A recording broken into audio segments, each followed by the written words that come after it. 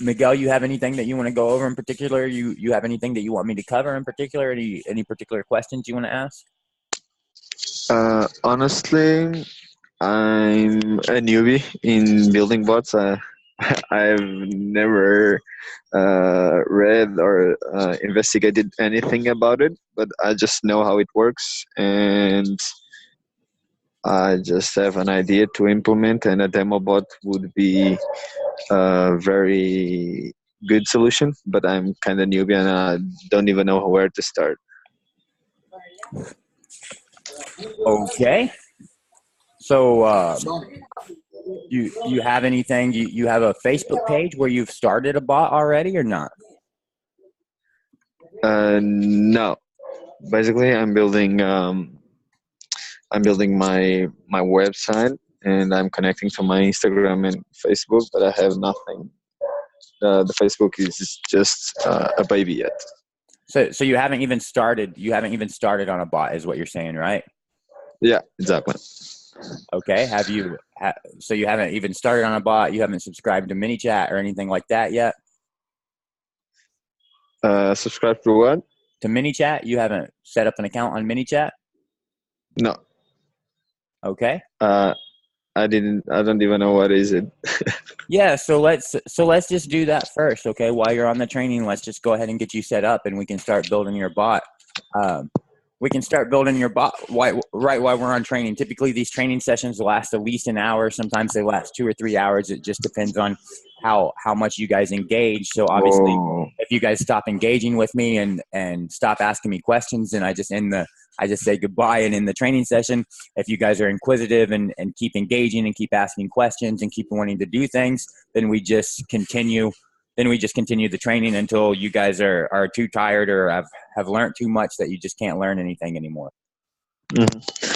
honestly, I don't have I don't have much time, so I just came to take the most value of what I could when I could. So, but I don't have. I don't think I have half an hour. So, what's the best advices for a newbie in half an hour? Well, I mean, the best advice that I could literally give you is just subscribe to get inside my bot and start poking around in my bot. You can find a lot of tutorials, a lot of videos inside my bot on how to do Right. stuff. But I would say your best. The first thing that you want to do is obviously subscribe to MiniChat. So that you can actually start the bot building process whenever you're ready. So go ahead and subscribe to MiniChat, connect your Facebook page, Okay. and then from there, the main thing that you're really going to want to do is start to think of what it is that you're trying to accomplish. I mean, what is your goal that you're trying to do? What's your goal as a business? What are you ultimately trying to accomplish so that we can go in and figure out what are the best things, the best ways that a bot can actually help you. And then from there, we can actually go in and start setting up your flows. Okay. Okay. So I have a very specific question because I've talked about the idea with some more informed guy, and he told me that what I need to know if it's possible to a bot to let's see if I can put it right. If it's possible to a bot to grab two informations, a username and a password, and introduce in some other website. So if Like for subscribing in another in a website. you mean can a bot like sign somebody up to another website, like actually Exactly. create Exactly an that. account for them? Who controls the website? Is it a third-party website or a website you control? Third party. If it's a third party, most likely not, unless they give you some public API where in which you can actually create accounts. If they give you a public API in which you can actually create accounts by posting to an endpoint that they have, then yes, sure, you can do that. If they don't provide a public API that you can hit some edge on their API and create a new user, then no, it's just not going to be possible. Okay. Uh, uh, um, And the same answer is for a bot, giving a permission to a bot to sign in uh, account of mine in a third-party website. Like give permission to a bot to sign in a third-party website. Does it make sense? Doesn't really make sense, no, because I mean, when the bot, I mean, if the bot signs in, then what? I mean, what's the bot going to be able to do whenever it signs in? I mean, it's not going to be able to do anything. So I can't even see a valid use case Okay. and how that would be helpful. Okay. So first step is to know if the third-party website has a public API. Correct. If you're wanting to create an account or something, so if you want to create an account, then you can just basically create a post webhook that will then go in and collect data from the inside the bot from the user, and then post it out to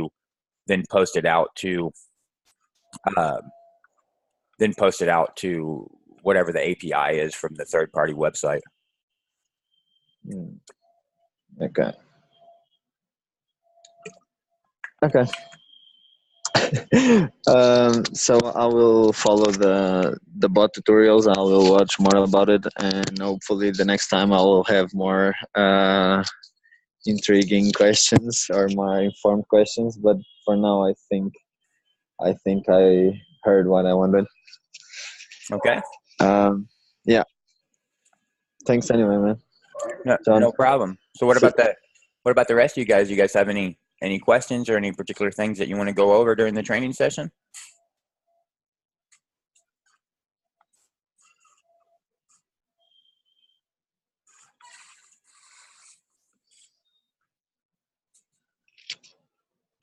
John, Khalif here. Yeah, hey Khalif. John, I remember you showing me your premium content, how I got access, and you allowed me to watch one video, and then if I tried to go to the next one, then you redirected me to the payment page. So could you show me how you created the how you automatically did that? Yeah. Only watch one video, then only go to the payment page? Yeah, sure. So that's done in here. If you give a keyword that is pre-training replay or pre-training replay. So if you give that keyword, then basically what happens, and while we're here, let's just go ahead and actually, while we're here, let's just go ahead and copy this guy and put this guy over here. And then let's get rid of a couple of these guys because we don't need them right now because we don't have these videos. We won't have these videos until I make them today. And then let's copy this guy and put this guy right over here. And then link this video 1 to this guy right here. And then as soon as I get this little part done and just update this, because this has that actual content. So I've got another video from Day4 here. So that's what I'm doing right now, is just creating this Day4 content so that today, as I go in and create these videos, it's going to be really easy for me to go in and actually update these. So there's that. This is session 1 for Day4. And then these other sessions should come in. Let's just grab this guy and move him over there. And then now this other sessions need to come in here. And then we can just go in here and put Day4. And then now we can link Day4 in with this guy. And then we'll go in and change that. So now you have that. Now you have that 4th day of content in there, and only actually missing one thing here, which is an exit step. And now we have the exit step. right there. Okay. So now I just updated that flow real quick to account for all the training videos that we're going to do today, and the one that I already did today, which was actually a pretty good video. So now here's that flow. Now what happens is I just have a little conditional logic right here that checks a variable. Okay, so I've got a little conditional logic right here, and all it does is go in and check this variable called paid how to. Okay, so if this value is true, then I go in and I pipe you into this main guy right here that just says you can check out all the replays and links to day 1, 2, 3, and 4 of these training sessions already. So then obviously, as you can imagine, day 1 will just go into link to day 1, and it will go in and link to all the different videos that we did on day 1, and each video will link to all the other videos, and also each video will go in and link in back to this main node right here, so that you can go in and so that you can go in and quickly navigate and get to any of the videos. Okay, so you start off by going to that piece of content. All right, so if this paid how-to is true, then I let you access the actual content. So if this paid how-to is false, however, then what I do is I bring you down to this other condition. All right, this other condition checks another variable called freebies delivered. So I will, if you haven't paid me for the premium content, then obviously I want to give you a little demo to let you see the content, to see how valuable it is, so that you can realize that the content is much more valuable than that $10 a month that I'm asking you for. So I'm going to go in and I'm going to check to see how many freebies have I given you, how many free pieces of content have I given you. So I'm only going to give you one free piece of content, because the contents are like an hour, 2 hour long. So that should be enough content for you to realize whether there's enough value in that content for you to pay the $10 a month. So I'm going to give you one piece of content. So I go in and check to see, hey, if freebies delivered is greater than or equal to 1, then either do something or don't do something. So this variable obviously starts out at 0. So when you first come into this flow, this value is 0. So you're going to come into this. You're going to come into this. You're going to come into this no block, because you're not greater than or equal to 1. So since you come into this no block, I'm going to send you here where I let you know that, hey, this content is for paid users only. You can get all this content unlocked for just $10 a month, and link you in where you can actually just click this and go right to the page where you can pay and purchase this content. But I'll let you know, I'll go ahead and give you access to one of the videos, and then I'll let you pick which video you actually want access to. So now you can pick whether you want access to video 1, 2, 3, 4, or 5, and then whatever you pick, I go in and actually deliver that piece of content to you. And then as soon as I deliver that piece of content to you, I go in and I change your value of this freebies delivered, and I increment that value of 1, so that I know I've already given you a free piece of content. And then after that, I just push you into this flow that tells you you need to go in and pay for this content, and allow you to go in and just pay for that content if you want to. And that's it. Pretty. John, yeah.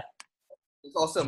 Oh, if you don't mind, would you just take a minute and just show me how you created the action blocks for, I see 2 action blocks. One is when 0 and one when you +1. I just want to see how you do it. Is it okay? Yeah, can you just say one more time what you're wanting to see? I just want to see how you create the 2 action blocks. Wait, I think there's 2, or is it 1? So the first one is where it's 0, right? So where do you go about setting the 0 amount? And then the bottom action block where you add 1. Okay, so this is just a conditional clause. Okay, so that conditional clause you can create just by adding a condition. Now there's a conditional clause. Now this conditional clause, you can pretty much check whatever condition that you want, okay? I can check to see, hey, do you have a tag? If your tag is ebook delivered, do one thing. If it's not, meaning you're not tagged with that, do another thing, okay? So I can check your tags. I can go in and check to see how you opted in. If you opted in through one way, then do this. If you didn't opt in that way, then do something else. I can send you a flow based on what sequence you're subscribed to. So I can go in and say, hey, if you are subscribed to this 7-day sequence, then do this. If not, then do that. Okay. So I can also go in and do some conditions based on your gender or your locale or your language or time zone, or even your name, or if you're subscribed, or when the last time you interacted with me was, or when the last time that you saw a message was. So any of those things I can go in and do some conditional checking on. And then I can also go in and conditionally check on any of the custom fields that I have for you. So based on any of those custom fields that I have, I can do a conditional check on you. So that's what I do here, is I just go in and say, hey, I want to do a conditional check based on freebies delivered. Okay. So now I can go in and say, hey, if this has any value, or in my case, if this is greater than or equal to a particular number, and I'm just going to say 1. So if this is greater than, so now we've just duplicated that same guy. So if the freebies delivered is greater than equal to 1, so if that's yes, that means I've already delivered you one free piece of content or more. So I don't want to give you any more pieces of content. So on that yes, I'm going to just send you over here and say, hey, you need to pay for this content because I've already given you some free content. If that's no, that means I haven't given you any free pieces of content. So I'll go in and give you that free piece of content. Okay, so that's pretty straightforward. Now, when you add a custom field, everybody has that custom field, okay? So if I was to go in right now to my settings, if I was to go into my settings and go to custom field, and I was to create a new custom field, every single subscriber that I have, they now have that custom field, but that custom field does not have any value in it. That custom field is completely empty, all right? So, so you don't actually have to initially set that custom field. As soon as you create a custom field, every one of your subscribers automatically has that custom field, but it's empty. It just has no value in it whatsoever. All right. So now down here, once I actually deliver that piece of content to you, I just come in here and I use an action block. And then in this action block, I'm just going to add an action. And then I'm going to come over here to set subscriber custom field. And then I'm going to go in and pick the custom field and the value. So I'm going to pick that freebies delivered because that's the conditional clause that I'm checking. So I'm going to check that freebies delivered. And then I can either set this to a static number, or I can increment it or decrease it by another static number. So I just increase it by a value of 1. And that's exactly what I'm doing right here, is just increasing this by a value of 1. You see these guys now are exactly the same. Right. Okay. Got it. Nice. So now basically what happens whenever you go in and actually pay this guy right here, once you pay this guy, there's a Zapier integration that whenever you pay this guy, and that invoice gets paid, then Zapier listens to that new paid invoice, and then he goes and looks up the user based on the email address associated with the invoice, and then he finds that user in ManyChat, and then he just basically comes in here and says, hey, I want to set a custom field, and he wants to set this to true. So now as soon as you pay that invoice, not as soon as you pay, like 5 minutes after you pay that invoice, because that Zap runs every 5 minutes, 5 minutes after you pay that invoice, then this value will be set to true, and now you'll be able to unlock all that content. Okay. And John, those yeah, that answered my question. Awesome. So I'm also building a bot for events. And so I'm integrating with another app called Omnify. It's just, you register for an event, and then a couple of days before the event and the day of the event is going to send reminders by email. So once I integrate it with ManyChat, I'm trying to figure out how to once the events app sends a notification via email, I can automatically also send a text message via Messenger. Is there a way to do that? Most So I think likely. it's also similar to MailChimp. So you know how MailChimp sends out emails. So I'm thinking if there's a way to send, for example, if I'm in a sequence of MailChimp and MailChimp sends an email, can I send a similar like text or something that is similar to the email but via ManyChat? Well, I mean, yeah, you can obviously do that, but I don't see that there's any Omnify Zapier integration. So, Or is it data? So you gotta have invite. huh? Uh, Yeah, but McDonald's. but that's the thing. They in their Zapier integration, they don't have one where they can send something out. So for them, it's only to create a new event or create a new contact. So I'm trying to find a workaround on how to, since the app is sending out email, I don't know how to send also a notification. Okay, so it's, how do you spell Omnify, by the way? OMNIFY.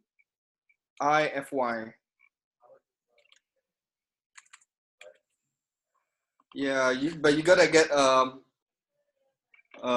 invite from them to have it in Zapier. Okay, so their Zap, you're saying that their Zap, they allow you to basically push a new event inside Omnify, right? Yes, correct. So at that point, I would say you want to use a third-party integration like Google Calendar.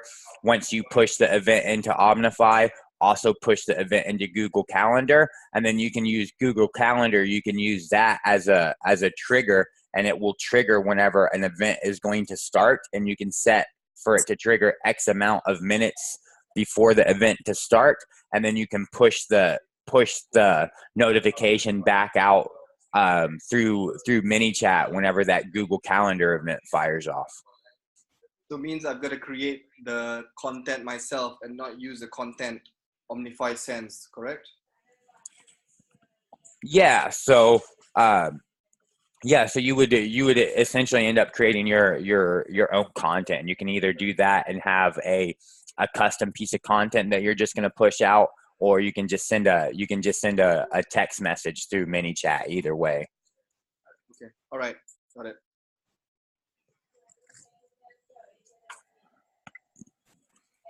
What else?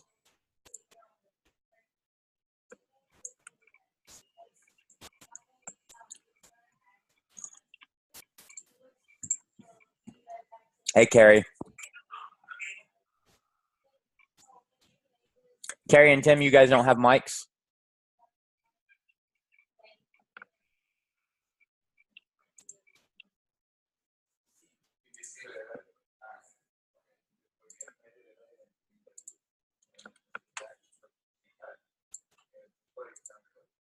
Hey, what else do you guys want to go over?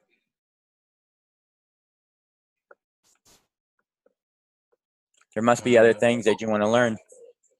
David here. Just one question. Can you integrate with PayFast? I'm from South Africa. Can you integrate with what? PayFast. It's in South Africa. It's Bifrost? PayFast. Can you just drop it in the chat, how you spell it in the chat?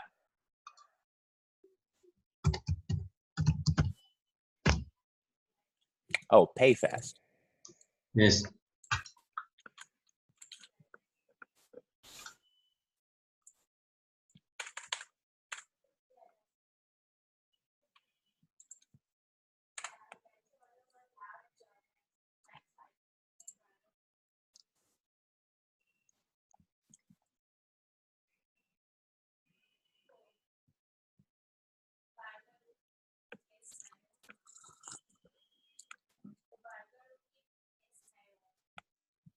I don't think so. because I don't see where these guys have any developer docs. So they don't have any, if they're not listing any developer docs, and I would say that they don't have any open source API that we could actually use. So if they don't have any open source API, then no, probably we're not going to be able to really integrate with them. I mean, now if they allow you to create like some link for an invoice or some link to create payment, you could always drop that link into the bot and send it out and collect payment. But if they don't give any developer API and they don't have any, hey, can you shut my door, please? If they don't have any developer API and they don't have any Zapier application, then, I mean, we don't have any way to send data to them or get data back from them. So it's going to be really hard to integrate with them. Okay. Any particular reason you want to use them? I've got 3 directory websites, and I've also sort of starting to manage 2 shopping webs. And trying to start my own agency, and I believe the bots and the messenger can work for many businesses. So I'm pretty new to it, so I'm looking at how it can be introduced. So for me, it's starting from almost from zero. I'm already on ManyChat and I'm playing around with the bots, but still a bit new. So your training hopefully will get me to a point where it will become easier, you know. Okay. Well, I don't know much about these guys other than it looks like they're a payment processor. They're a payment processor for South Africa. So I don't see where they have any public API though. And they don't have any Zapier integration, so it would be pretty hard, I would think, to actually do any type of integration with them. Here is some developer docs actually right here. So here's some developer docs. Let's see if they have any type of API. So API integration, pay fast account, reoccurring billing. Need to follow some web integration.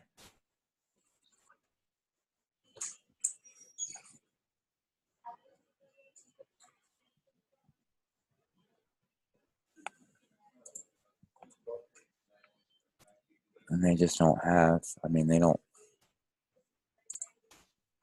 have any, they don't have any real good actual developer. Okay, so here we have over here some PHP. No PHP, just HTML there. There's some PHP here. They don't actually give you the endpoints that you need to. They don't actually give you any endpoints that you need to. Oh, here we go, right here.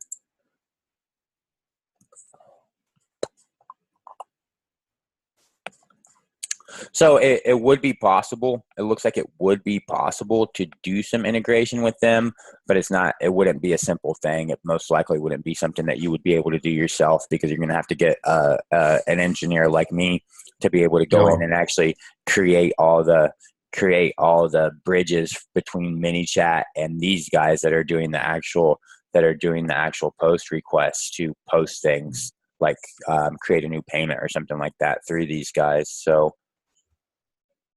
No, but it's okay. But yeah, it's okay. That is a bit difficult at this stage. It doesn't really matter, because I can still lead them back to the page on the website where the payment gateways and everything will just happen from there. Correct. You can send them right to the. You can send them right to. So you do have workarounds. Obviously, you can send them. You can send them to. You can send them to the website to go in and actually make the payment.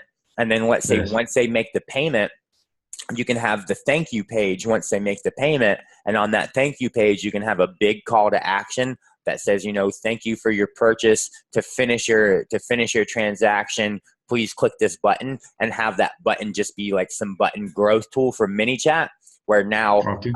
now they can actually click that, and then you can go in and tag that they, you know, purchased some particular thing based on whatever page that they were at whenever they interacted with that growth tool. Yeah, that's great. You're just not going to be able to easily push data and pull data from these guys without doing a lot of custom building. So, but like I said, you do have some workarounds. They're not really elegant workarounds, and they're vulnerable, because if somebody knows your checkout, your thank you page, if they know the URL to your thank you page, then they can just go to that thank you page, and then they can click that button and then interact with your bot and be tagged that they're a paid user and they've bought something when really they didn't actually purchase it. So not a really foolproof, elegant solution, but you can obviously alleviate that if your thank you page is just a page that isn't yourdomain.com/thank you. It has some, you know, some hash value or something in the URL that someone just couldn't guess or engineer and figure out how to actually access that page. Okay, thank you.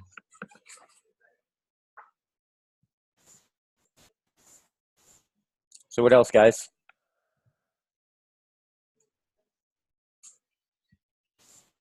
You're talking very fast. If I look at this whole flow that you've just explained previously, is it a possibility to get a copy of that on a PDF or whatever, to sit and follow it through and understand how it's working? Because if you explain it, it's very quick. Obviously, I understand what you're saying, but to go back and say, okay, yeah, I can see how the thinking is going. Is it possible to get that? Well, I could create a similar flow. I could create a similar flow for you and give you a PDF of that.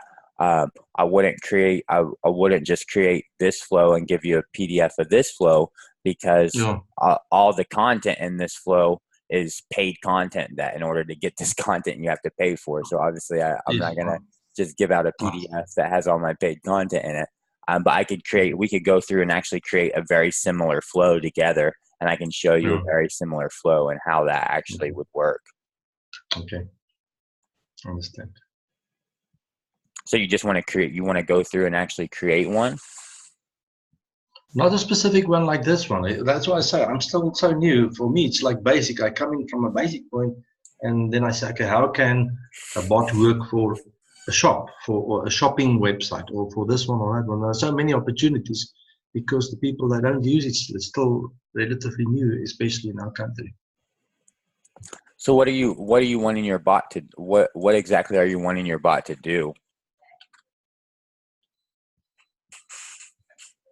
And this, by the way, Colin, this is you see this right here? Yeah. That's my flow software right there. That's my flow software, and so is this right here. So between this and then those windows over there, that's my flow diagram software that I use. So the message is, I must just put the board on, then start flipping thinking and playing around with it, and then make it work on the bots. Yeah. So typically when I build bots for my clients, typically what I do is I spend a good amount of time talking to them. All right. I spend a good amount of time just trying to figure out, first, what their business is. Why are they in that business? You know, they're a business owner. They own some insurance company. Why did you choose insurance? What made you want to actually do this? Why did you start your own business selling insurance? Right. What values does your business have? What's your company motto? What's your slogan? I get a good idea and understanding of them and their passions and why they chose the career that they actually chose. All right. So I figure that out. I spend some time talking to them about that. Then I start asking them about what their current process is. You know, how do they find new clients? How do they look for new clients? How do they market? How do they advertise? What their pre-sale process is? How do they do pre-sales? How do they manage follow-ups and appointments with potential clients? How do they typically communicate with clients? What is their intake process once they have a new client ready to sign up to purchase their product or sign up for their service? What's that intake process like, and what's their delivery mechanism? So then we actually go in and then talk about their marketing. How do you go back? How do you follow up? What type of promotional follow-ups are you doing with people who have already purchased from you? People who haven't purchased from you but have showed interest. So what are you doing with those guys? So we spend some 10, 15 hours just talking about the ins and outs of their business, all their processes, whatever, on a daily basis. What is it that you do on a daily basis, right? What things are you doing repetitively over and over on a daily basis? What are your employees doing repetitively over and over on a daily basis? So we hash all this stuff out. Right? Now, once we hash all this stuff out, then we figure out what is it that you're really trying to accomplish. Do you have some new goals? What are you really trying to accomplish? Are you just trying to get new clients? Are you trying to automate some content delivery? Are you trying just to save time by outsourcing and automating these generic processes that you're doing over and over and over again? What are the main goals that you actually have, and what are your main pain points? So now we figure this stuff out. Now, once we figure all this stuff out, I record all these conversations. So now once we actually figure this stuff out, come back, we do some brainstorming. And then we just sit here in front of this whiteboard, and then we start to actually plan out, hey, what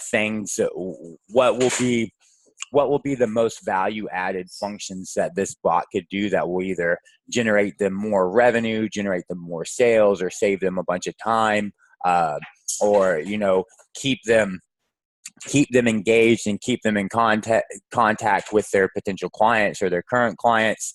So we figure all this stuff out. And then we just diagram stuff. We start diagramming stuff and hashing stuff out on the actual whiteboard. How are things going to flow inside your bot? So the software for the flow software for me is not really necessary, because ManyChat gives us such a great flow software to use. So I just use pencil and paper, or a marker and a whiteboard, and that's sufficient for me. Thank you. It was informative. So what else?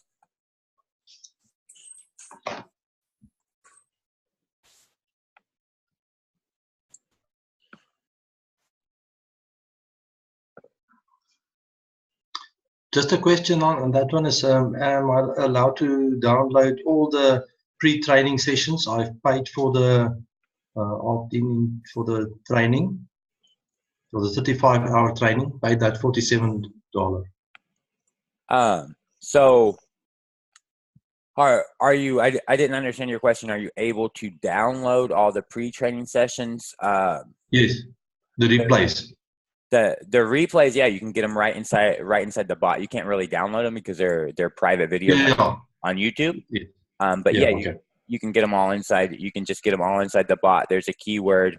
Pre-training replay. If you just click that, if you just put in that, then you'll get access to this flow right here that will go in and deliver you all that content. Okay. Just another question, silly question. What time is it now on your side? 7:06 p.m. Thank you.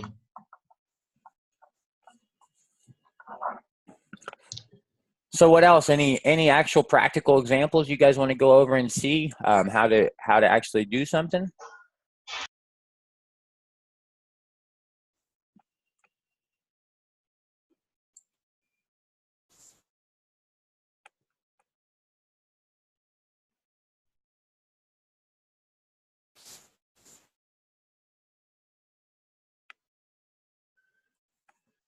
So, since you may or may not want to go in and see anything until you decide to tell me that you want to go in and actually see anything, something that I just realized that I needed to do is go in and I need to actually go into this flow right here. And what it looks like I need to do is I need to come in and edit this message right here. And I need to come in right here and basically come right here, and I need to add some conditional clause right here that is just going to say that if this user has paid for the how-to, if that's true, then I need them to do something. But if they haven't paid, then I need them to do something else. So what do I need to actually have them do? I need to go in and grab this guy right here. And then I need to grab that guy and send them some message and let them know.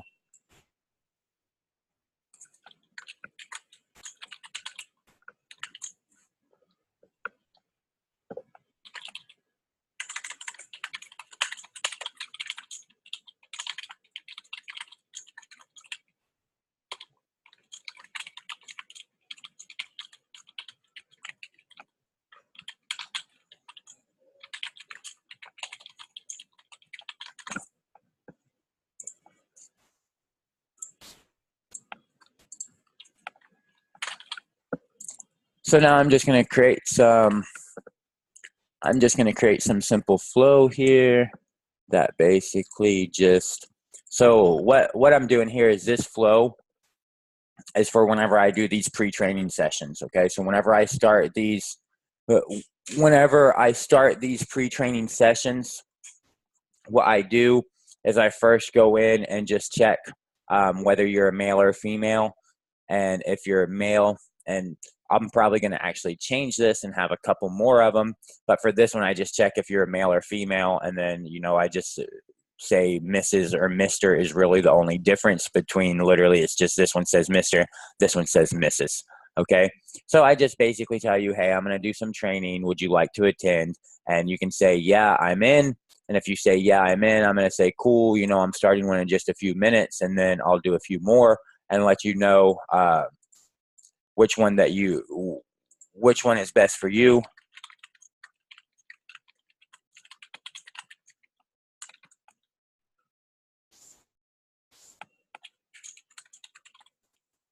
Okay, so I'm going to edit that. So now you can go in and tell me the next one is going to work for you, which is going to be pretty much now, or in 2 hours, or in 4 hours.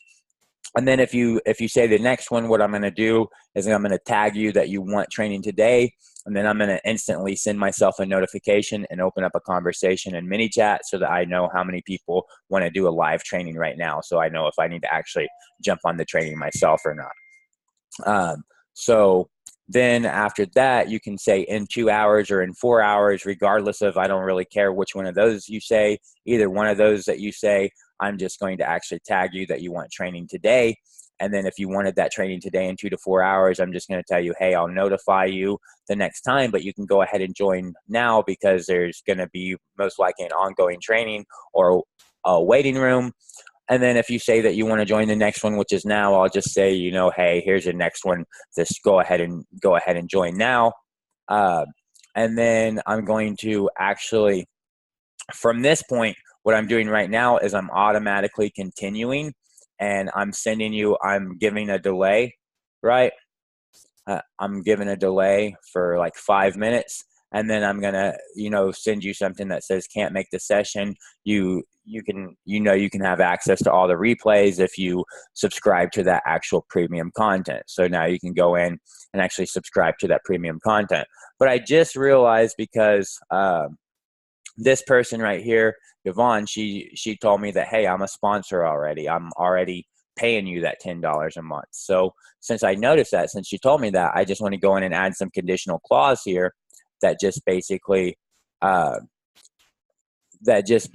says, that checks to see if they're already paying me. And if they're already paying me, I obviously don't want to keep sending them the same offer and keep telling them, hey, you can pay me $10 to get my premium content if they're already paying that. So now I'm just going to add that conditional clause here again to see, hey, if they're already paying me, well, if they are already paying me, then I'm not going to tell them to go and enjoy my premium content. I'm just going to say, hey, you've already subscribed to my premium content. So would you like to be, I'm going to upload the replay whenever I'm done with this training session. Would you like to receive notifications whenever I upload the replays? If they're not subscribed to my premium content, then at that point, I'll route them into this flow and let them know, hey, can't make the session. I'll do, they're recorded, so there'll be a replay, but to access it, you need to go in and purchase this premium content.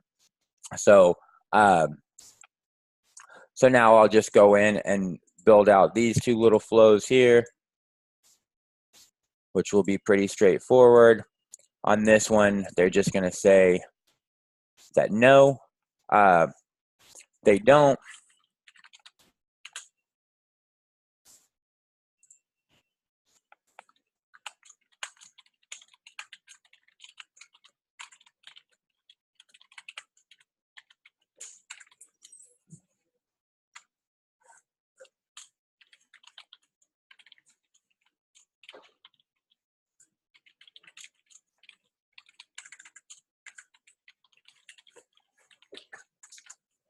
So I'm just going to basically give them this message, and then I'm going to give them this.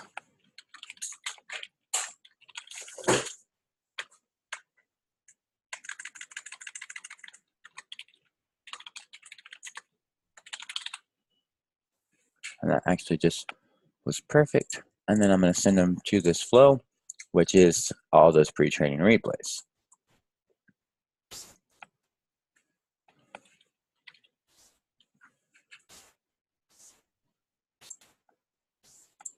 And then if they say that they do want to be notified, then I'll just go in and tag them that they actually want to be notified.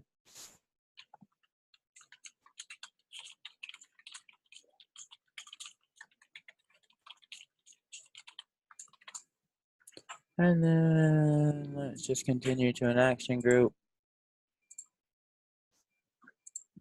Let's go in and continue to an action group.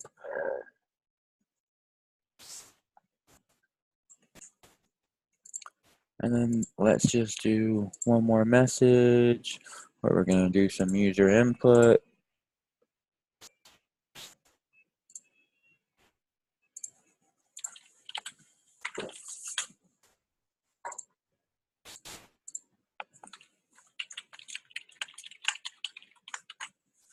And I'm just going to ask them how they're doing today. And I'm going to put this value in a custom field called feeling today. I like to do that. That way I know how everybody's feeling, because then I can go in if I want to do some offer. If I want to try to make some additional money or something, or send out some promotion or some offer, I can target people who are feeling great or feeling awesome or feeling good, and not target people who are feeling bad or miserable or tired or something, because those people probably are just going to be annoyed if I send them an offer and they're not feeling good. So I'm not gonna tag in them.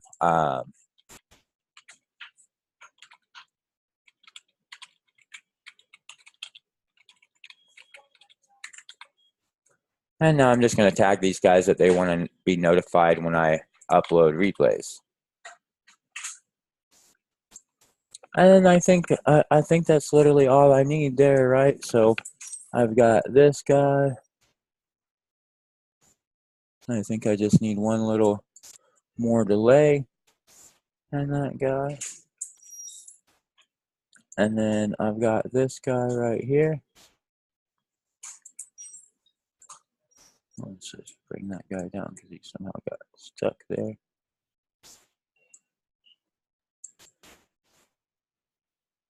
So now I don't have to worry about bugging people.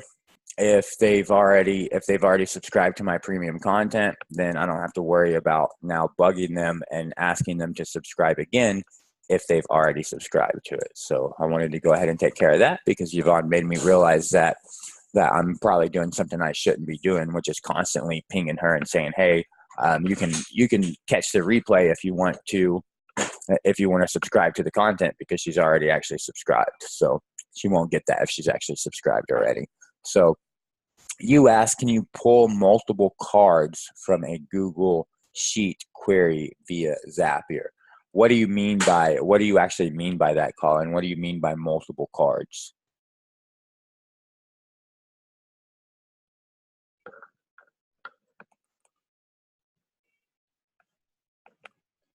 Can you elaborate on that a little bit for me, please?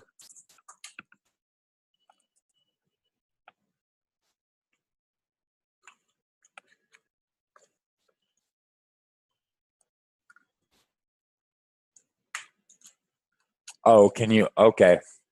Can you get multiple rows?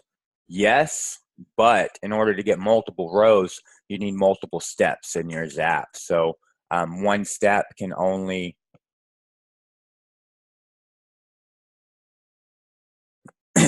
and Zapier and whenever you look up a row and fetch a row and from a Google spreadsheet, it's only going to give you an individual row. So if you want to be able to get multiple rows, then you're going to need to have multiple steps in your Zapier integration. You're going to need to add a step for every row that you actually want to look up.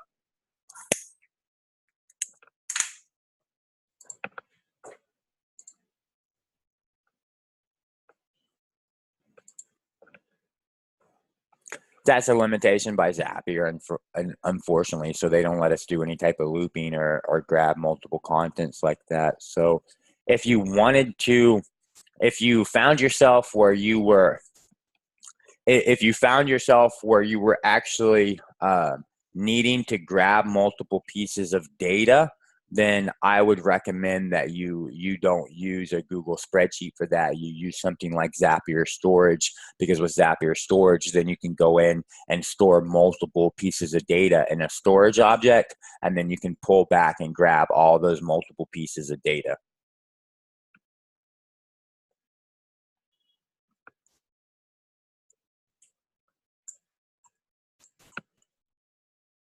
So what else? Any other questions that you guys have or want to go over?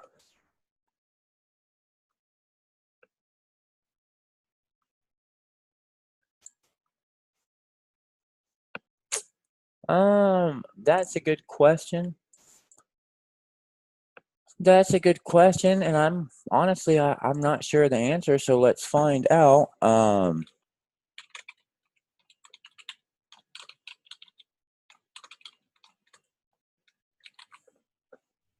Let's find out just by creating a piece of content. And so there is, by the way, a limit. You can give only 10. You can only give 10 chain guys here. So you can only give 10 pieces of content here. And that's it.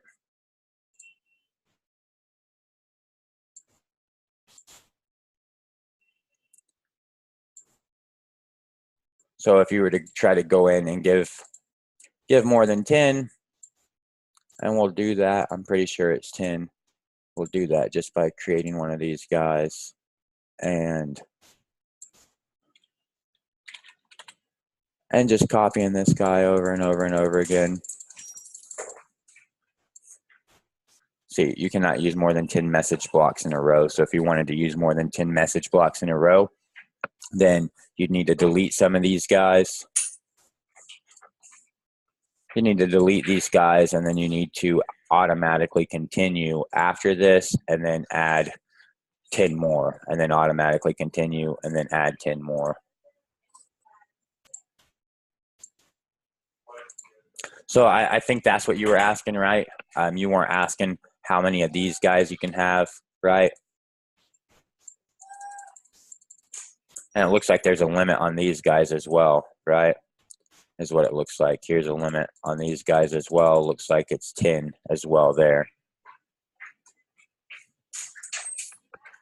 So you could give 100 cards if you wanted to, because you could give 10 of these guys, and each of these guys could have 10 different things. So, but that seems like a whole bunch of content that seems like a whole bunch of content that most likely is just not going to get consumed at all, that someone's just going to go in and get away from that content because it's so much different content.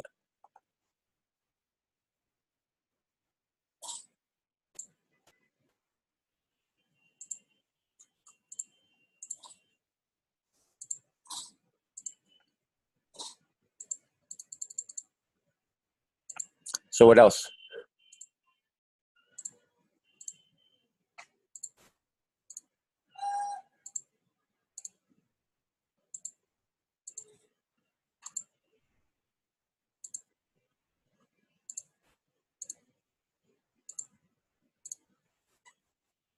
Anybody got anything else that they want to go over and they want to see?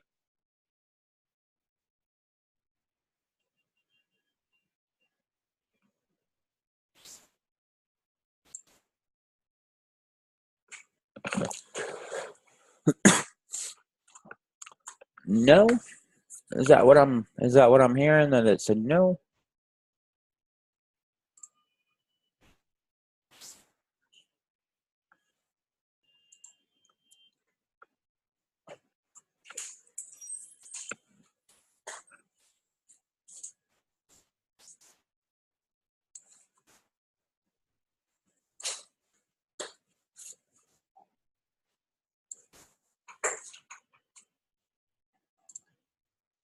I got some money if you need some money.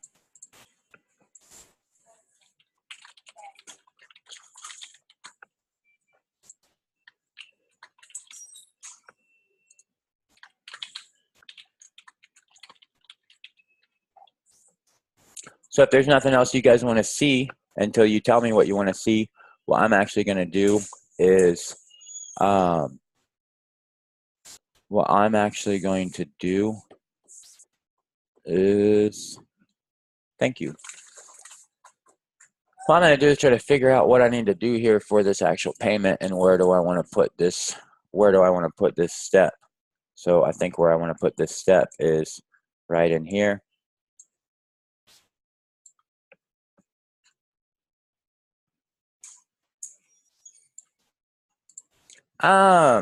Yeah, no, I don't think you're going to be able to import an actual database. I don't think you're going to be able to import a database in there. For the most part, I really doubt you're going to be able to actually import any data in there. You're going to have to first go in and actually create that data. Now you can import a data by having like some Google spreadsheet and setting up a Zap where whenever you add new data to that Google spreadsheet, it's added to your Zapier storage block. And then you could just go in and add data to the actual Google spreadsheet. And then if you know a little programming, then you could go in and actually import, because you could, Google Spreadsheets has a public API that you could use, and you could just on your server, you could go in and just create some script that will go in and query your database and populate that into the Google spreadsheet. And then Zapier will handle taking the new items from the Google spreadsheet and populating it into your Zapier storage. But if you guys can just excuse me just for like 30 seconds, I need to use the bathroom real quick.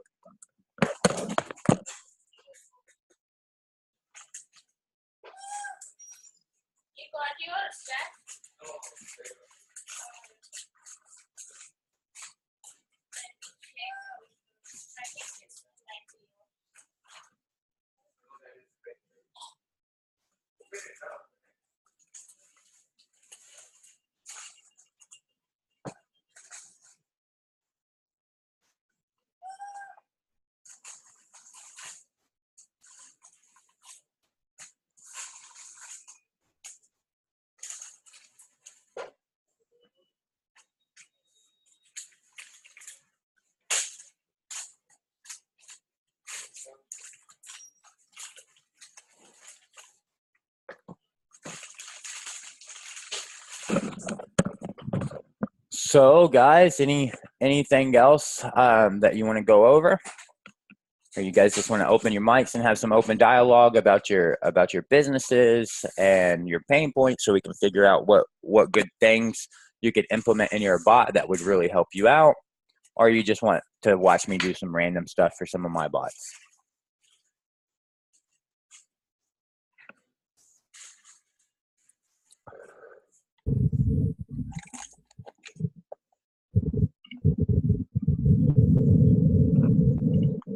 What's up, Tim?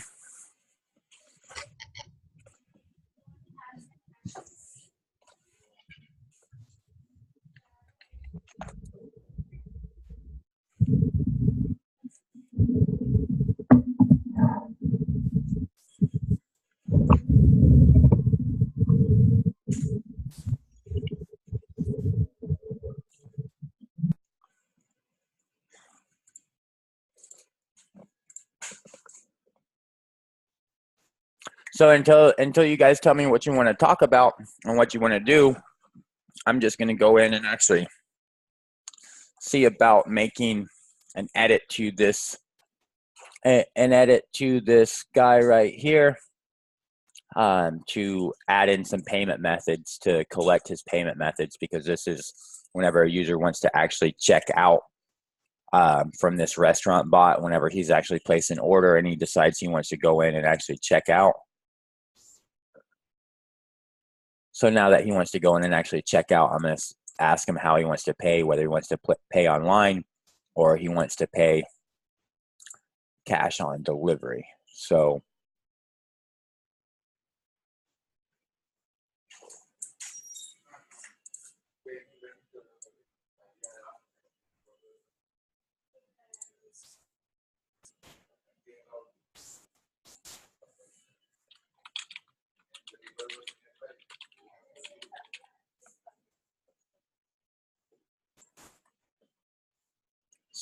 this guy wants to pay online for his order.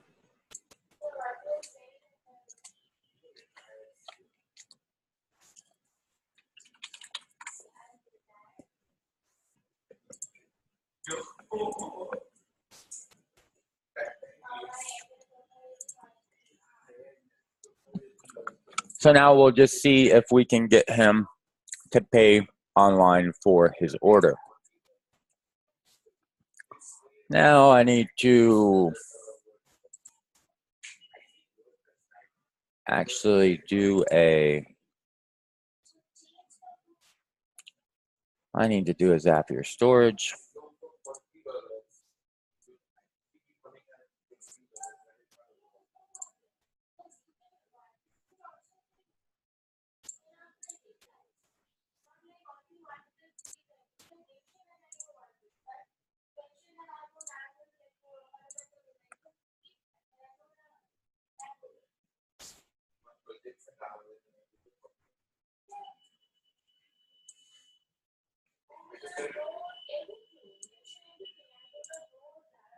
Definitely.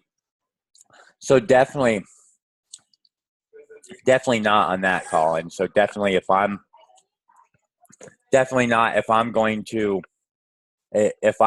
to go in and create a bot for different niches, I'm not going to have one super bot. I'm going to have, just like I have right now, I'm going to have multiple different bots on multiple different Facebook pages. I'm not going to have one single Facebook page with multiple bots attached to it.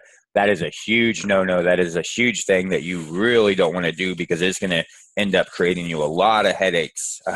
It's going to end up creating you a lot of headaches. So you definitely don't want to go that route.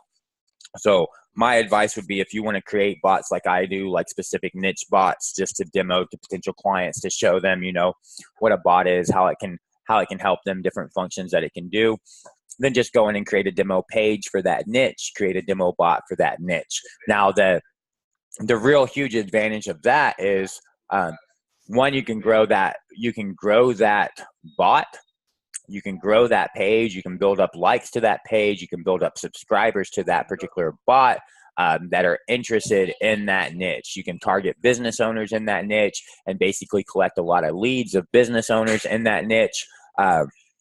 Then whenever you go, let's say you got some real estate bot versus some restaurant bot, and then you just got some random demo bot like I do that has a flow for restaurants and a flow for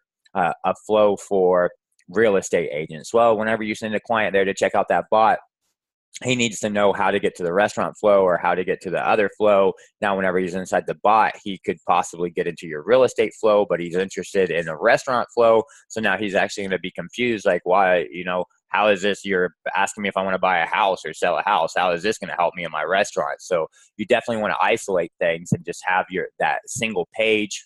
You definitely want to have that single page and that single bot, because then what you could do now is, let's say you're smart and you want to do a little bit, you want to nail that client, right? You want to go in and present to that client and get that client to buy from you, right? That's your ultimate goal, to walk in, do a presentation, show a demo bot, get that client to actually buy from you, sign up for your service, do a contract with you, buy your bot, get you on a contract to build a bot with him. Well, guess what? Now you got that demo page. You literally, so you know the dude's business, right? You know his website. You must have done that research already to find the client. So now you can actually go into his website. You can go in to his Facebook page, copy his Facebook cover profile picture, copy his profile picture, and upload those to your demo page. Copy some of the content, maybe copy his business hours, maybe copy some of his menu items, maybe copy his motto, some of the content from his website. Go in and actually update your bot with that. So, and that won't take you a lot of time. So now whenever you go in and actually show him a demo, it already feels like it's his bot. He goes in and looks at your demo Facebook page, looks like his Facebook page. He goes in and now looks at, does a business hour keyword or a business hour from the menu. It matches his business hour. He goes in and wants to view the menu. It matches his menu. It is his menu. Now, if you show him his own content, right? If you show him content that's not generic content that relates to him that he's already familiar with, chances are he's going to love that content because it's his content. So chances are your demo is going to be much more successful because he can go in and really visualize the thing. So, my dad sells houses, all right? My dad sells mobile homes. He sells modular houses. And when I was a kid, my dad would take us to work every Saturday. And what we would do on Saturdays is literally me and my brother, we would take all the furniture. Now, granted, like I said, he sells modular houses. So we would take all the furniture from one house and move it to another house, and then take all that furniture from that house and move it to another house. And he would have some house set up with Christmas decorations. He'd have some house set up with Thanksgiving decorations. He'd have some house set up that is like a more modern style of like, let's say, a young couple. He'd have a house set up for somebody who has kids, some parents. He'd have a house set up that more matches somebody that's an older couple that, has grandkids and stuff, but they're an older couple. None of their kids live at home anymore. And what we would do every weekend is he would pack us to his work, and then me and my brother, we would literally take all the furniture from one house, move it into another house, and just basically swap all the furniture. Now, if they're going to sell that house, if he's going to sell that house, then literally we got to pull all the furniture out of that house so that they can tear down the house and sell that house. Why did he put all the furniture in the house in the first place? It doesn't come with the house, but it helps sell the house. Now the user comes in, the client comes in, they're looking at the house, they can begin to actually visualize how that house relates to them. Hey, it's Christmas time, they can visualize how this house is going to look in Christmas time, how it's going to look to meet their actual needs, right? If they're an older couple, he can take them to a house that feels like is a house that lives in an older couple. And he was successful in making a lot more sales because whenever people, like most of his competitors, if you went to most of the other mobile home lots, whenever you went to that mobile home and went to the house, it's completely empty. So now whenever that potential customer goes into that house that's completely empty, they have a really hard time visualizing what would my living room look like, where I'd put my TV, where could I put my couch, what's the bedroom going to look like, because they just see a completely bare space. So he would populate everything with these different sets of furniture so that now the potential customer could completely visualize and feel at home in that house. So you would want to do the exact same thing, because you would want to go in and actually build out this bot for a potential niche. And then once you build it out for a potential niche, if you want to target a particular client, so now before you go target that client, before you walk into his office, go in and spend an hour or 2 hours updating your bot, give his content in it. So whenever he actually does the demo, he's going to see his content, his images, his business hours, and it already feels like it's his bot. He's already like, wow, this is awesome. This is really great. This is my thing. So you'll be much more successful in selling. So I definitely recommend you set up the individual bots. And I can't show you a demo of a real estate bot because I don't have a demo real estate bot set up yet. Or I would show you one. We could go in and build one together if we want to do, but I don't have a demo real estate bot that's actually set up.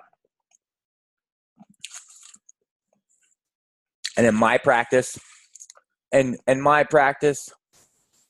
if you look here, you see all these NDAs right here. See all these different NDAs. In my practice, if we do business together and I'm going to build something for you, we're going to sign one of these NDAs as a mandatory part of one of my processes. And once I sign that NDA with you, I don't take any credit for your bot. I don't put it on my portfolio. I won't talk about it. I won't show other people what's inside the bot, how the bot works, because you're protected by this NDA. That allows me to obviously acquire a higher price for my services because the client knows that he's actually protected. He knows that once I build his bot, if his competitor comes to me and says, hey, John, will you build my bot, that he's protected under an NDA, that I'm not going to go in and say, oh, hey, yeah, I just built a bot for your competitor right over here. Here's all the things that it does. Let me show you his bot, and go through and look at all the flows in his bot. So I put all my clients on these NDAs and I adhere to them. So any bot that I actually build for a client, I never showcase, and I don't even ever take the credit for, because I don't actually need the credit. I'm not actually after the credit. I'm actually after the financial gain in the actual build. So I can show you a demo real estate bot as soon as I build one out, and I could build one of those out probably in 2 days.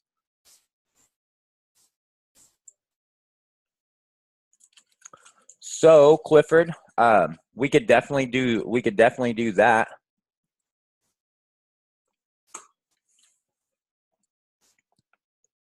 We could do calendar bookings, and we can do a questionnaire through the bot. So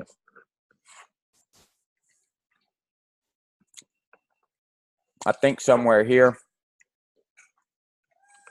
if I go and actually look in Zapier, I think in here somewhere, I've got some, I think in here, I've already got some.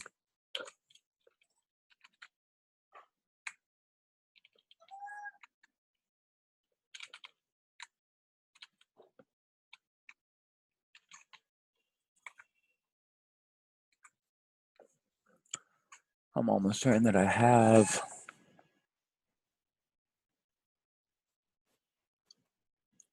Schedule event, that guy, meeting reminder. Now, what could the schedule event be? The schedule event could be, that's a meeting reminder. So the schedule event right here, that is that John Vaughn bot, schedule appointment. So that must be in this guy. Let's look and see if we can see some keyword. That could be schedule appointment right here. So there's schedule appointment. Now let's look at this guy and see. Calendar is John at Tier 5 US.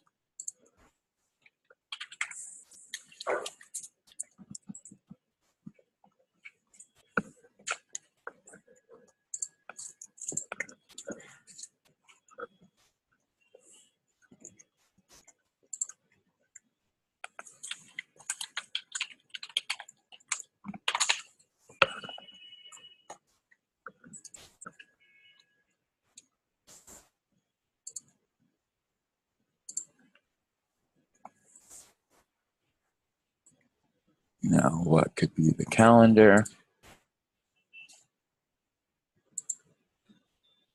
Meetings.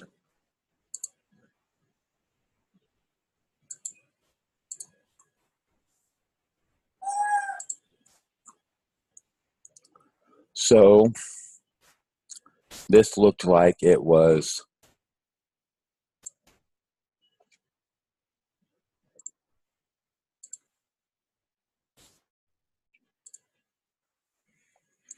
So here's that flow right there.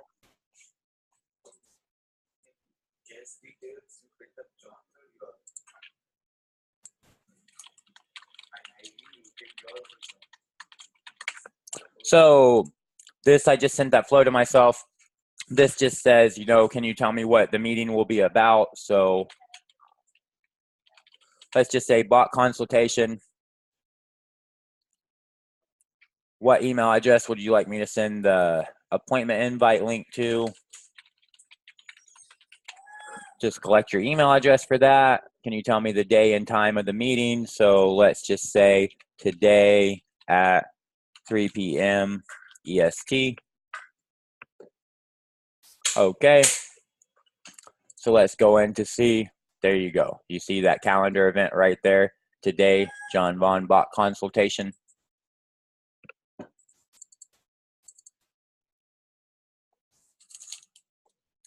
Thanks. So you can see how it actually works, right?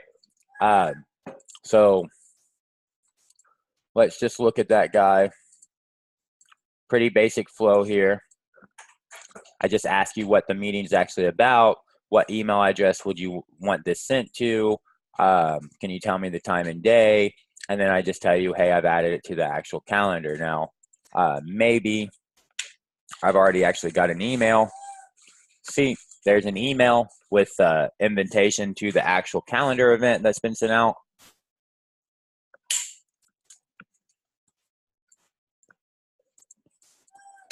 So I just collect all this data from you.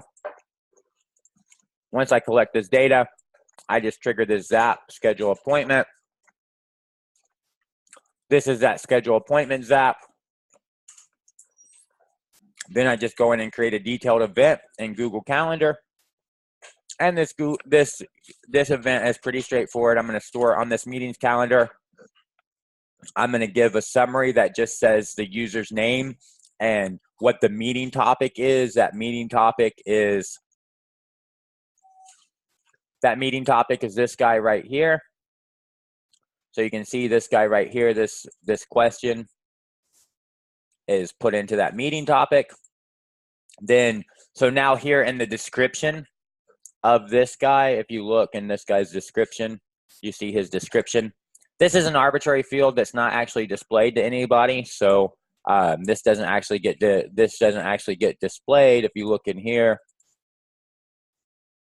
oh, it does get displayed right there, but it's no big deal. So it does get displayed right there, but who really cares about that? So this description, what I do is I put the mini chat, the user's mini chat ID in there, because now if you put the user's mini chat ID in there, then what you can actually do is, since you've stored that user's mini chat ID, you can go in and do this meeting reminder right here. And in this meeting reminder, you can go into that same calendar and say, hey, 30 minutes, you want 30 minutes before the meeting actually starts, you want to go in and actually send out a reminder to this user, right? And let him know, hey, man, we've got a meeting scheduled today in 30 minutes. So here's what the meeting is about. So now I can just easily, how do I know who to send that to? Well, I just take that step one description, because I know in that step one description, I've stored their mini chat ID. So now I can push that data back out to them.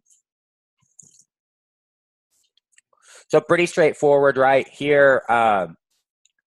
Then here in the start time, I just go in and put their meeting time field. Here I could put in, let's say, +1 hour. I'm pretty sure if I wanted to put in +1 hour, everything else I leave blank and set for the attendees' email address so that I can send them out that reminder. Now here, let's try that again. And look, and this was schedule appointment.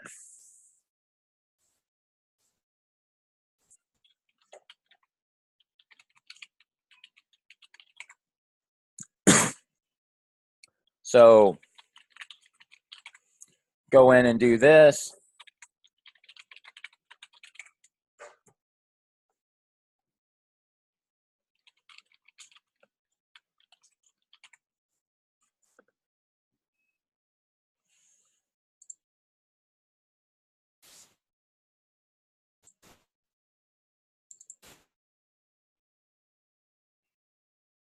Now, that didn't actually work, which it should have worked, because even they tell me right there that I can do that, and I can actually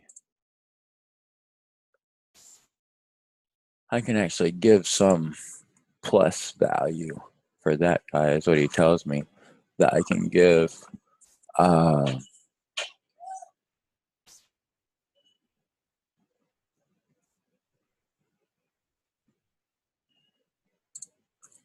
So let's just try if I remove that, if that's how it will actually work, to set the actual length of the meeting. So that's what I'm actually wanting to do, is set that length to that meeting.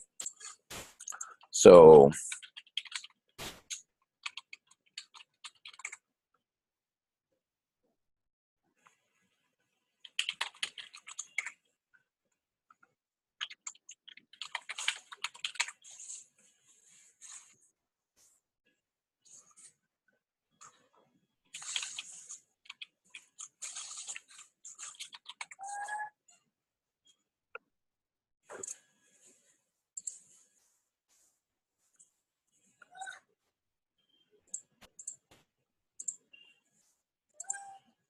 and that guy actually didn't fire out, and that guy actually didn't get fired out. So that just tells me I need to come back in here and then add this guy.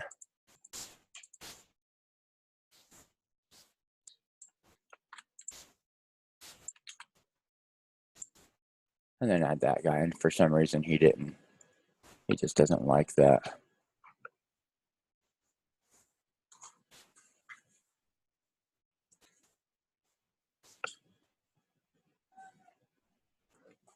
But that's no big deal. I don't need to set it for a particular length of time. So that's how that's done. That's how you can schedule. That's how you can schedule an event. Now, if you wanted to, we could go in and make this a little bit more robust and say, hey,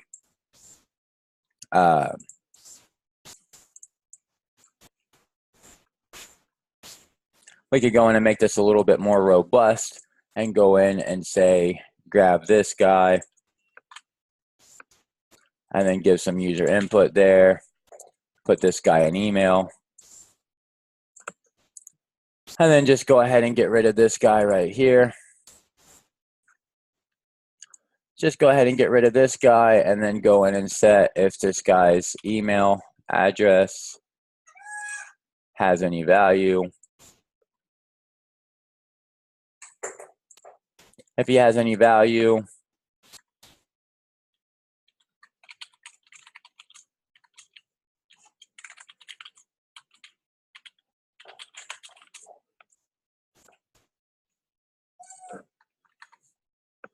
and now I'm not going to make him add in this. Yes. No.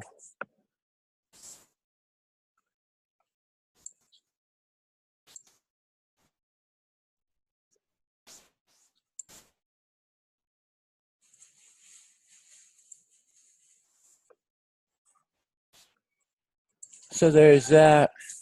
If he says yes, let's go in and make another message. If he actually says yes, so if he says no, that goes there. If he says no from there, that's also going to go there. So now we want to go in and basically take this guy right here, and that's meeting time, and put him in here.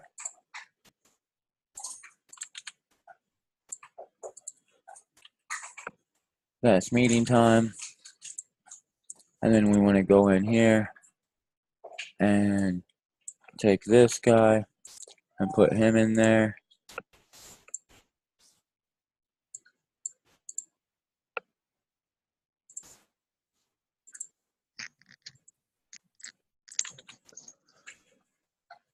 So now he's pretty much done, right? The only other thing that I need to do is take this guy here and connect him to that guy. So, and then here we need to actually continue automatically and then pop this guy right up into there.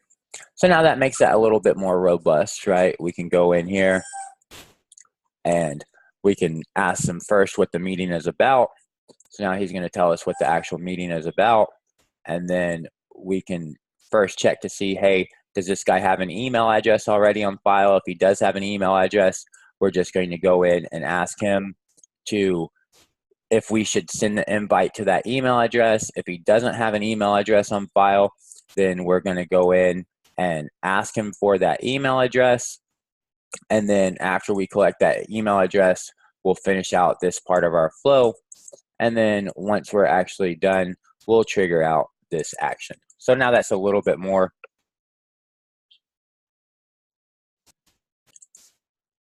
robust and a little bit nicer.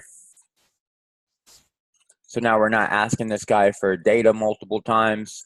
So now we can just go in and do that again.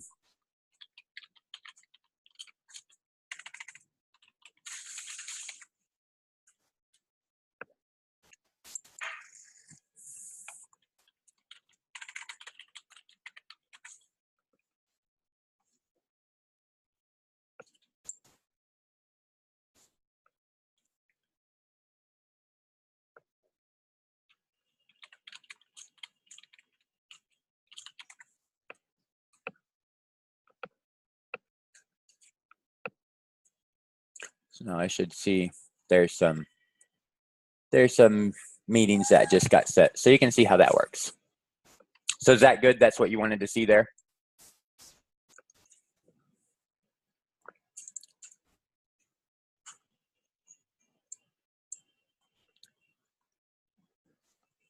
Now the other thing you wanted to see is by calling is a questionnaire via the bot. Okay, so could you just elaborate a little bit more on what you're talking about on a questionnaire? I can show you, for example, I can show you a multiple choice quiz, which is about like a questionnaire. So I can show you a multiple choice quiz. That's like a questionnaire. And then if you want to give me a little bit more details, we can just actually build in your questionnaire together. We could just build it right now.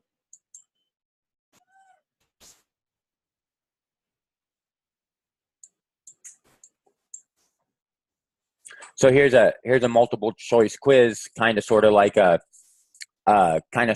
questionnaire, where we just basically put somebody in and we say, hey, you can create a multiple choice quiz right in ManyChat. It's 5 questions. Do you want to take the quiz or do you want to see how? Now here's another one of those things. If you tell me, hey, teach me how, well, guess what? I will teach you, but this is paid content. This costs you $10 a month to get access to all this premium content. So whenever you say, teach me how, I'm first going to check to see if you've paid me for premium content. If you have paid me for premium content, I'm going to deliver you the premium content that shows you exactly how to do this. If you haven't, then I'm just going to direct you to a flow that will allow you to pay me for that premium content. So the quiz is pretty straightforward. We just ask some questions. We get some input. Every input that we get, we trigger out a zap, and that zap is called score question. So we go into Zapier and we get the score of that actual question and then take you on to the next question. And then whenever you're done, you know what? I just realized that I'm really dumb. And for some reason, I've got this guy right there that should actually be going back to that guy instead of, and this guy should also be going to that guy. There's that show me how.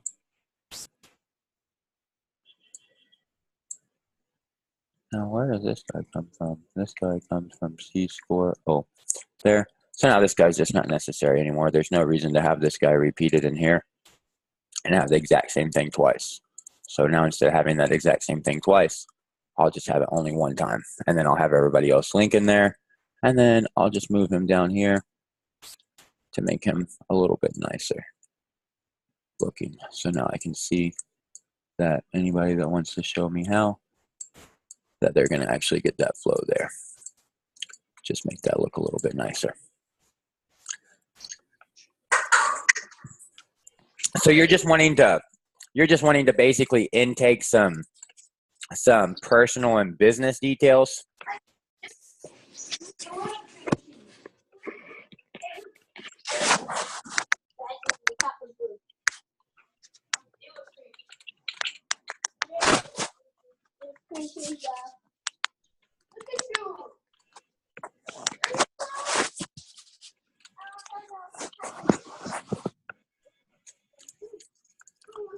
So you want to give me a little bit of help of exactly what we'd be doing in this questionnaire, what we'd be asking for, what we're trying to get.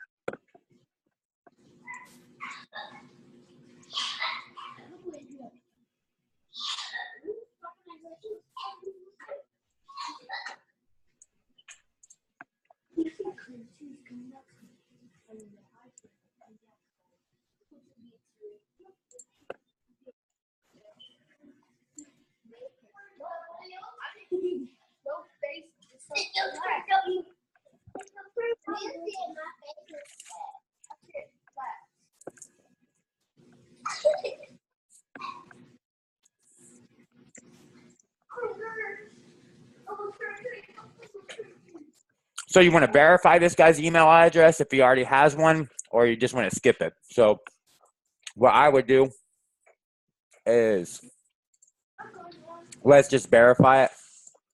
Okay.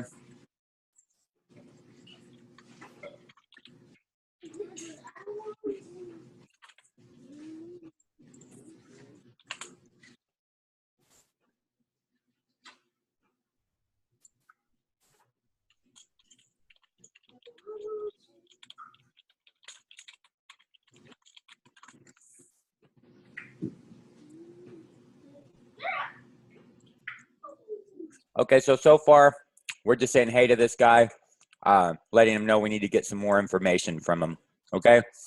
So the first thing we want to do is get his email address. So we're going to check and see, do I already have this guy's email address on file? If I do have his email address on file, I'm just going to say, is whatever your email address the best email to reach you at? If he says yes, I'll continue on. If he says no, I'm going to route him into this flow that's going to ask him to give me his best email.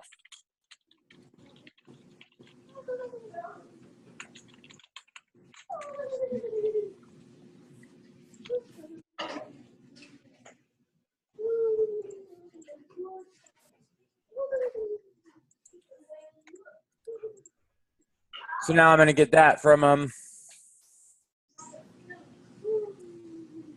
So now literally I've got that. So let's continue on with this flow. And this flow needs to go into some conditional logic.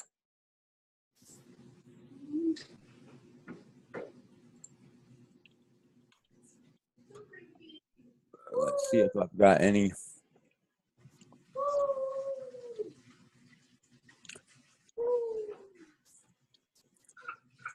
Don't have any phone number, it doesn't look like. So let's go in and create some phone number. Nope, I don't have any phone number.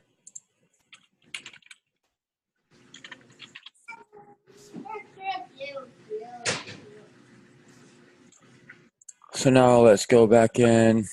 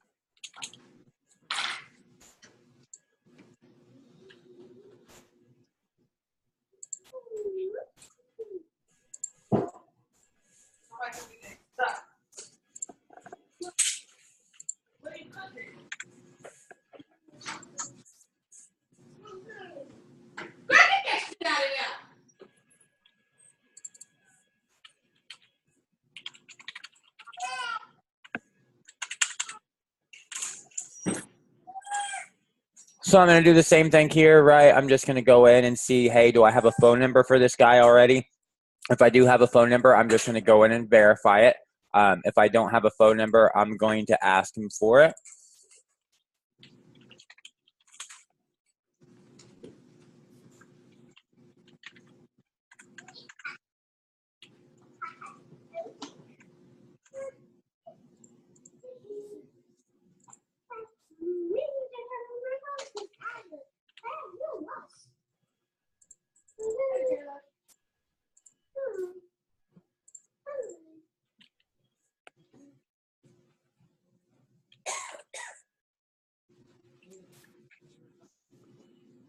So now I'm going to get his phone number from him.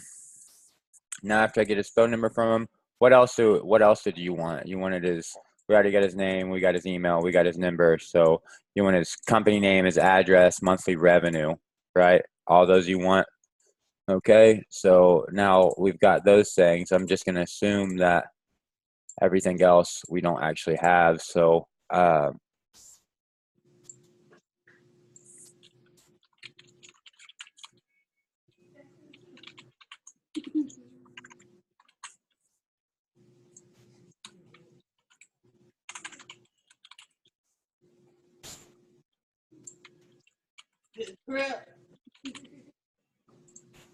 here we'll get his company name. Then we're actually going to get what else? His revenue.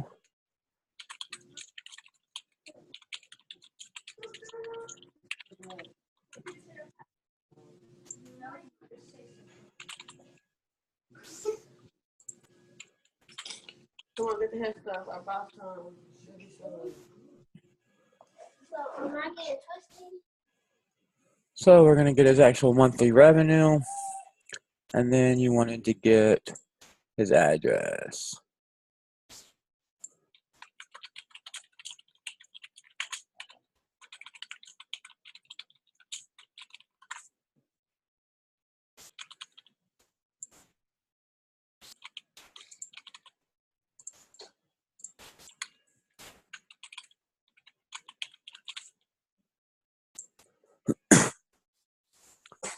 So there's all that.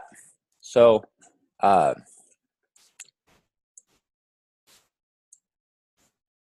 we've got all the data. Now we've got all the data that you wanted to get from them, right? So we've got all this. And then we had, now from here, we just go in and do that same flow that we had just a second ago, which would be schedule that appointment, which I just showed you. So from here, we would just basically link this guy in to that process to schedule that appointment. And then we'd be done with that.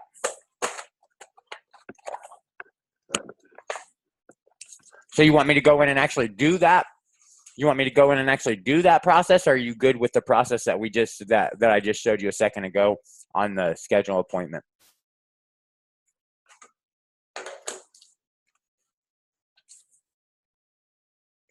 No problem. So what else?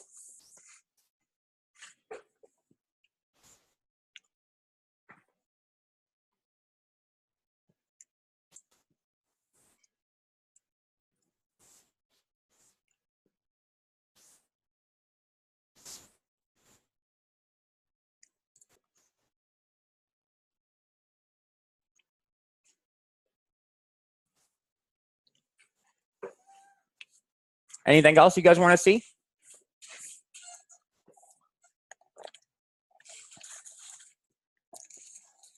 You want to see my monkey?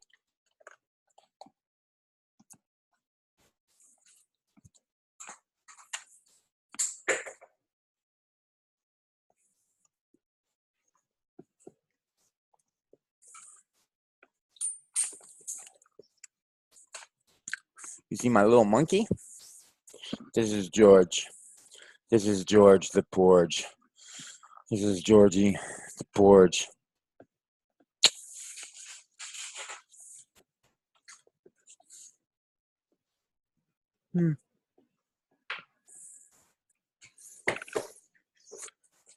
So anything else you guys want to go over anything else while we're here or not?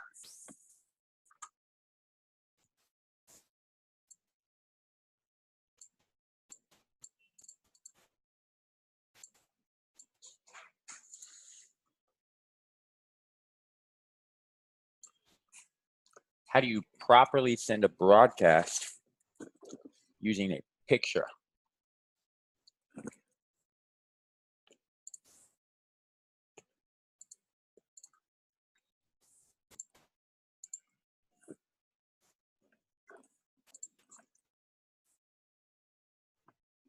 Go to broadcast, create a new broadcast.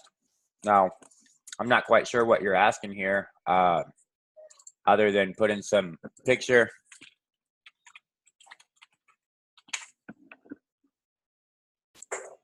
Let's find some yummy food.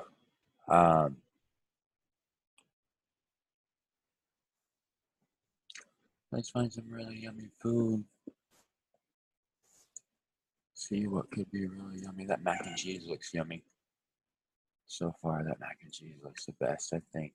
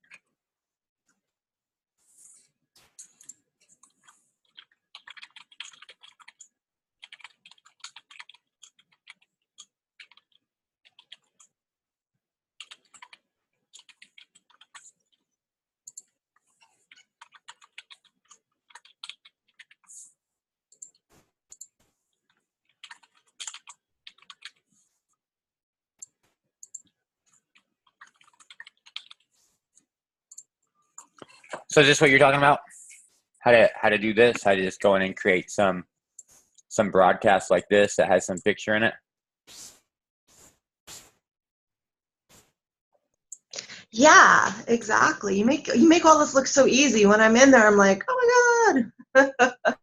Yeah, it's pretty. If you just stick around the training and hang out in the training for a while, you'll realize that it is pretty simple, especially if you learn a couple little tips and tricks, and it all does become relatively simple. So can you send a broadcast out like that to just everyone? Like I have almost 1,000 people on my pod. Yeah. So let's go in and send this out. Let's finish building this out.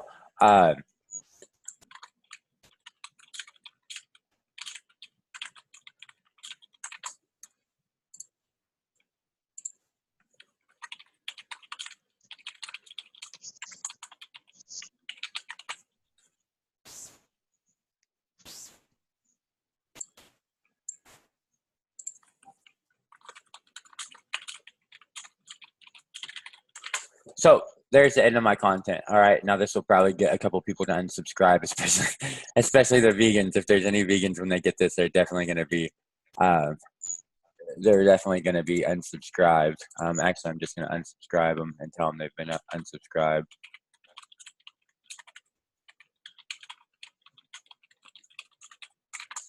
Okay. So now we'll just go next. So now here you've got you've got several different things that you could do here. Got a subscription broadcast. You've got a promotional broadcast, and you've got a follow-up broadcast. Okay, so these are literally all about the same thing, really. Subscription broadcasts can't contain ads or promotional materials, but they can be sent at any time, regardless of the past user activity. So what we're sending right now, there's no ad there. There's no ad. There's no promotional material at all. Now, whenever you send that broadcast, this thing right here is what they're talking about. All right. Now, this thing can't contain any ads or promotional materials if you're sending a subscription broadcast. These things can, however. So this guy could say, hey, this looks tasty. You know, there's no ad, no promotion here in this broadcast, all right? And if you know how Messenger's actually working, if you know how Messenger's actually working, This is the thing that's actually sent to Facebook, okay? The rest of these things are what's called a postback. So we send, or ManyChat sends this thing to Facebook. Now what happens is this goes out to Facebook. It gets delivered to a user. As soon as it gets delivered to a user, Facebook does what is called a callback, all right, or a postback. So as soon as the user gets this message delivered, Facebook then sends ManyChat's API a notification saying, hey, I've just delivered your message. Now, most of the time, ManyChat, now it depends here what's happened here, but now ManyChat is able to get that post back and then send data back to Facebook again. So Facebook only cares about this first message right here. So that's what they're talking about, is this first message right here. So no promotional content here in this first message at all. You could have promotional content once the user actually interacts. The user interacts like, yeah, this looks good. Well, you can go in and say, hey, come in and try it. Would you like a discount or something like that? So now your promotional broadcasts, those can contain direct ads. You can send a direct offer, but Facebook is saying that you can only send that to subscribers who were active in the past 24 hours. So how do you get around that? Well, that's really, really easy. Send out this subscription broadcast right here first, right? Now, as soon as these guys interact with this, regardless of what they interact, as soon as they interact with this, follow up with a promotional broadcast. And then now they've interacted with you within the last 24 hours. So you're complying to the TOS. So no problem there. And then you have a follow-up broadcast. So this says after the end of a 24-hour window, you have the ability to send one follow-up message to these recipients. After that, you won't be able to send them ads or promotional messages until they interact with you again. So what are the difference between all of these? Nothing really. These are all exactly the same, except for promotional broadcast and follow-up broadcast. You can't change the, it looks like you can't change the time zone there. So that's the only difference, is you can't change the actual time zone. All right. So we're just going to do a subscription broadcast. I always do a subscription broadcast. So now you can go in and actually do a bunch of filtering, okay? So let's say I had a tag called vegan, which I don't have a tag called vegan, but let's say I had a tag called vegan.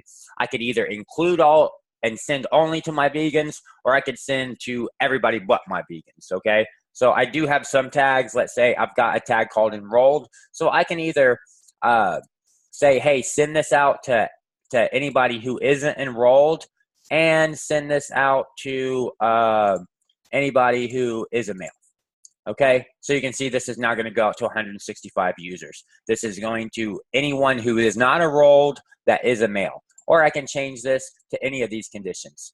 So now you can see that actually changed this. So anybody who isn't enrolled, or anybody who is a male. So if they're not enrolled, they're going to get tagged. So even men who are not enrolled are going to get this condition.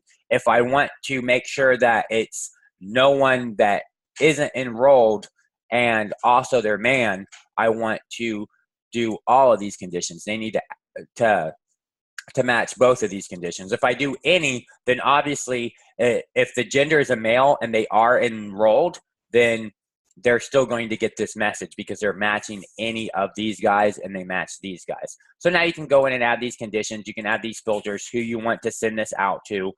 You can send it out based on, like, for example, if I want to send this out for somebody's birthday, okay, so I could go in and I have a custom field birthday, and I can say anybody whose birthday is November 28th. So, or if I have today's date, whatever today's date is, the 23rd. Do I have anybody who's told me that their birthday is the 23rd? Yeah, hey, that guy has 23rd. So I've got a couple 23rds. I just one, so I could send them out something for their birthday. I'm not going to put anything. I'm not going to put anything there. But you got the point of what this condition does and how this condition works. This just allows you, I mean, obviously you're in there tagging people, you're adding data, you're adding values, you're adding some values to them. So this just allows you to go in and actually filter them out and segment who's actually going to get this broadcast from you. Because maybe your broadcast is some content that's going to be really high converting for girls, But guys are just going to look at it and say, yeah, that's bullshit. I don't want to deal with that because I don't want to buy tampons or something like that. So this allows you to really go in and segment and filter who is going to actually get this message. But for the purpose of this demo, we're going to send it to every single body. And if they don't like that, then they can unsubscribe from that bot right there. No big deal. So I'm just going to go to this demo restaurant bot, and then we'll just watch this inbox right here. And then you'll just see this inbox. And then now let's send this now. And you see that started sending. So now if you just look and watch this guy right here, see, now like magic, all these guys are getting sent out. So now everybody's actually getting this. Everybody's getting this message sent out to them. So that's how you do a broadcast. That's awesome. Thank you. I just got your bot just sent that to me. That's perfect. Thank you so much. No problem. I see a couple people already thought, and I mean, this is what I want you guys to understand, the power of this platform and the power of Messenger as a marketing platform. If you look, this is a complete demo bot, all right? This is a complete bullshit demo bot. The content is not good. Literally just gave some stupid image and said, what do you think of this menu item? And guess what? People are engaging in it. I already saw people in there engaging, saying, hey, this looks tasty, or hey, this isn't tasty. So it's just a natural thing. People get a message and then they go in and engage with that message. You see, there's another one, looks tasty, looks tasty. So if people are going to go in and actually interact with this demo bot that's not offering any real content and gives no real value whatsoever, you can see they're going in and actually, this one right there, you see he went in and said, hey, this looks tasty. So if he's going to interact with this stupid message that has no value to him whatsoever, then imagine if he actually subscribed to your business and he's a subscriber to your business and you're actually giving him some valuable content, how many more people are actually going to be interacting with your bot? You see, it's really like magic. You send out this promotional broadcast, and now I could guarantee you we go in and actually look at some of these broadcast rates. They have such a high conversion ratio. They have such a high delivery ratio, such a high click-through ratio, because it's just natural right now for people to go in and actually interact with the messages that they get through Facebook Messenger. So it's a very, very, very powerful tool for marketing and engagement.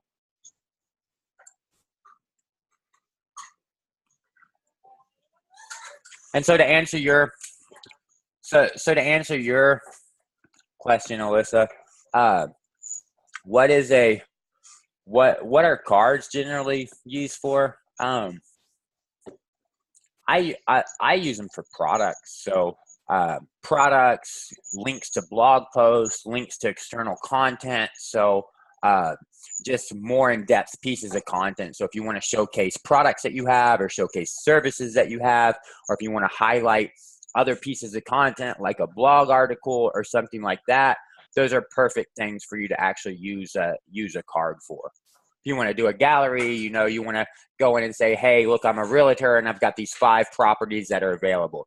A perfect thing for those 5 properties are going to be create 5 different cards to go in and say, hey, here's property 1 with some information about it. Here's property 2 with some information about it. Each of them with a CTA that could either take them to an external site to do a 360 tour, give them more information, or just send them a new message sequence that now gives them some more data about that particular property. So if you want to have just a more robust piece of content that is going to have, some image, and it's going to have some title and then some subtitle, and then it's going to have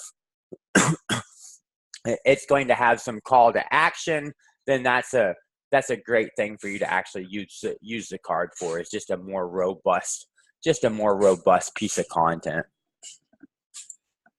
See, and Alex said that this looks this looks too Asian. So why are, I mean, literally, why are people interacting? Why are these guys interacting with this really stupid, silly content that I sent out? Because it's just intuitive. It's just natural for people to get this message on Facebook and then just click something and do something. So really great platform.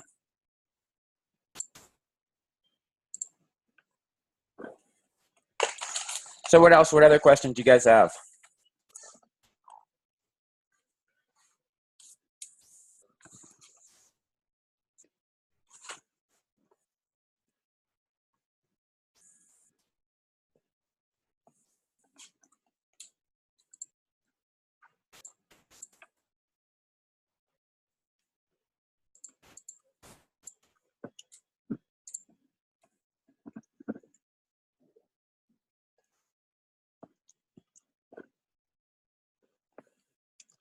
Any other questions you guys have?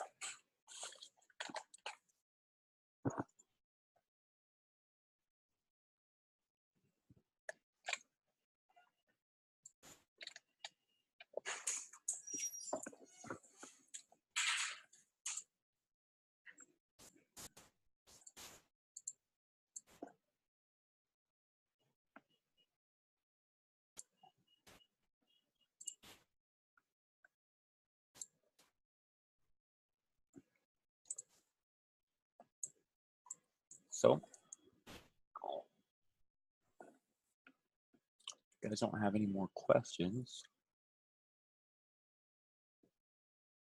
I need to actually edit that, and what I wanted to do is do that. Pay for order online. I actually started one of those guys already. Get that value.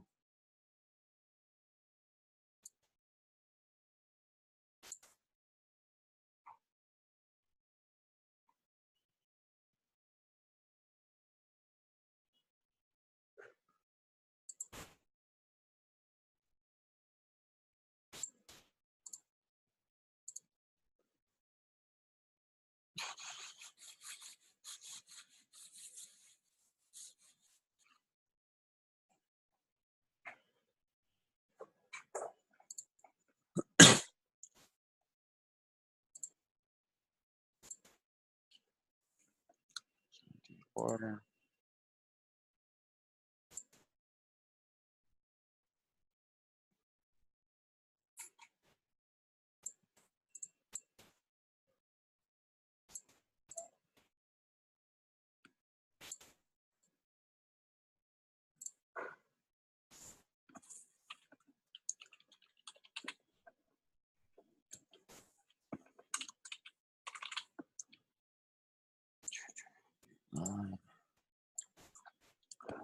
So now I got that guy, I got that guy, skip that test and continue.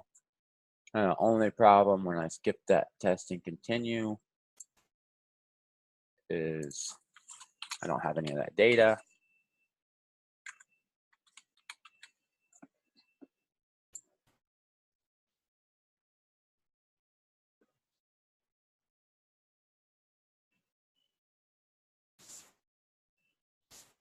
What is that?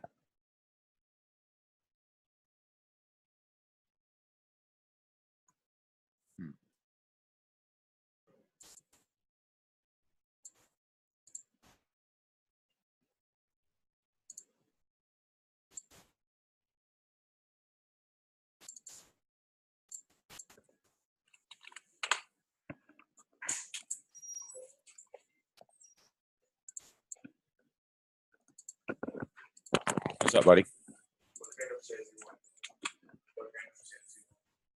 Chairs with wheels and a swivel that aren't very expensive.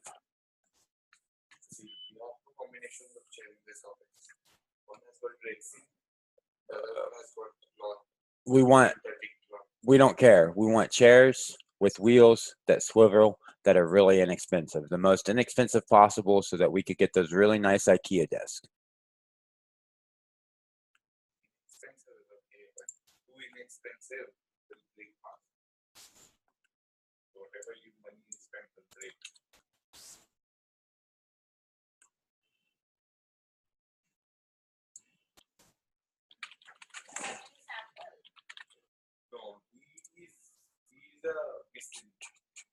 photo you'll send him, he'll make it. He'll give you a photo. He's a simple laborer. He works for the company.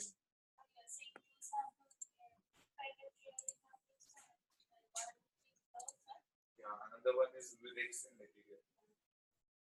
Now, let's see. Who's in this restaurant bot?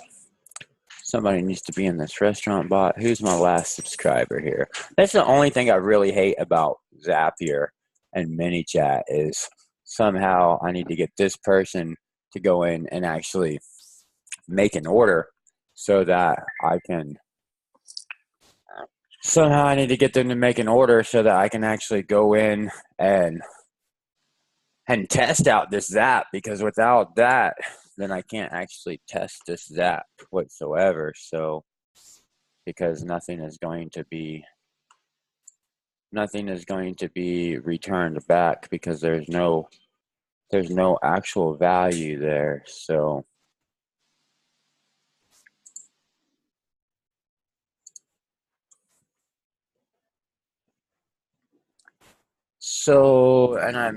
And it still doesn't work. If I unsubscribe and subscribe, I'm still not the last user in there. That's the biggest issue that I have with these guys, and it really bothers me because I can't access these variables at all until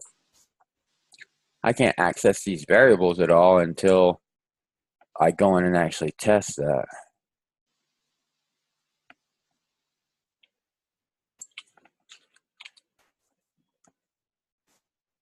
Seriously, there's no email address here? There gotta be some email address. I don't have any email address as a custom field in this restaurant bot.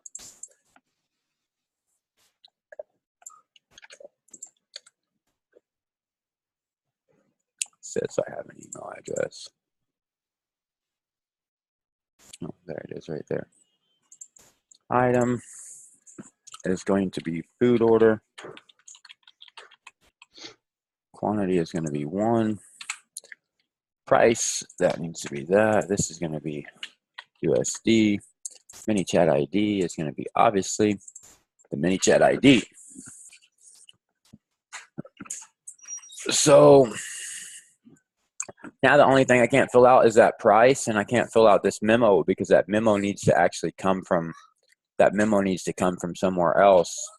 So I need a subscriber to this bot. Any of you guys have not subscribed to this restaurant bot that can just help me out real quick?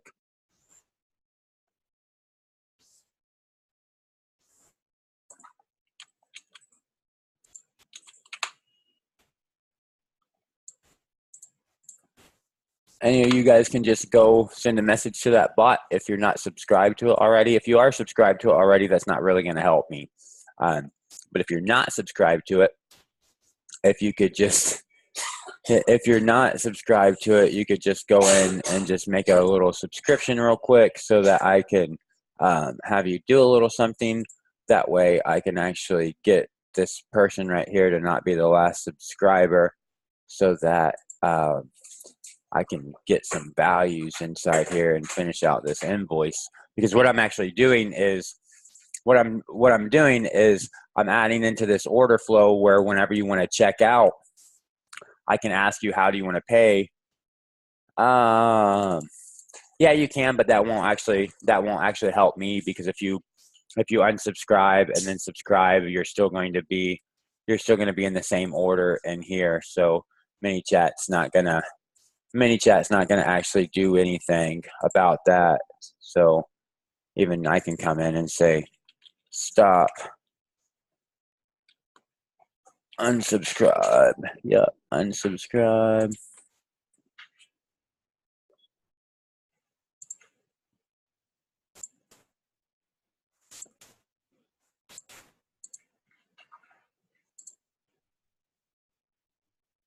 And then now if I come in here and test this button, hit get started, and actually subscribe, see if I come here and do this, still not there. And if I come in here to Zapier, edit these options, test this step, re-trigger, it's still going to pull that. It's still going to pull that lady in. See, it's still pulling her in.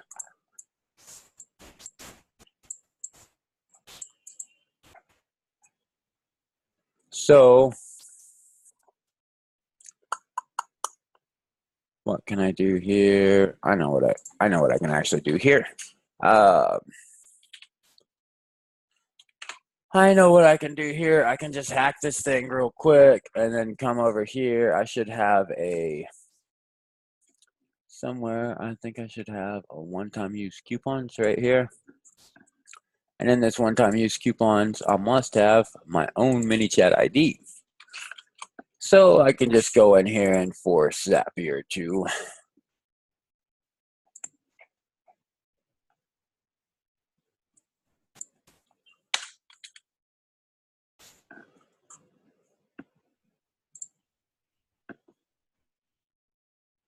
doesn't find anything. So let's go in here and say, no, I don't want any of that. I want to go ahead and view the menu. I'll take some drinks. Seems like a day that would be great for drinks. And I'll go ahead and add that to my order. Yep.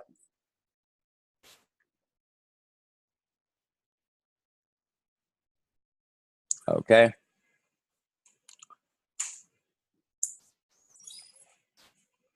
So that's now been added to my order. So let's actually check out.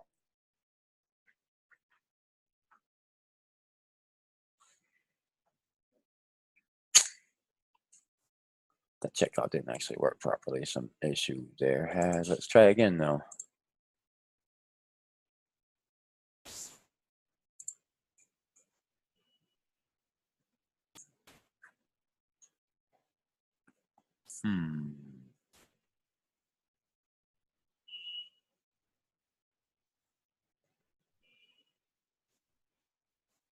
Now, what is the problem there? I think the problem there is that is not my mini chat ID because that's for a different bot, most likely. So that's probably what the problem is. That is for an actual different bot. Now, do you guys give me any way to find my own mini chat ID here? John Vaughn, can I see my mini chat ID? No, I can't see my own mini chat ID. So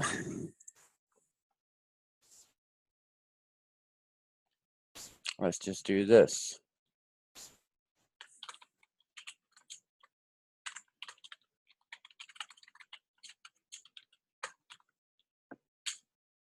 So let's just do this. Let's go in and create a new zap. Make a zap. And actually, let's come back in here to the demo bot and go to a content and create a new content called push mini chat ID and create that. Go to flow builder, create some action, perform some action, go in here and do an action, a trigger zap, and that event is going to be push MC ID.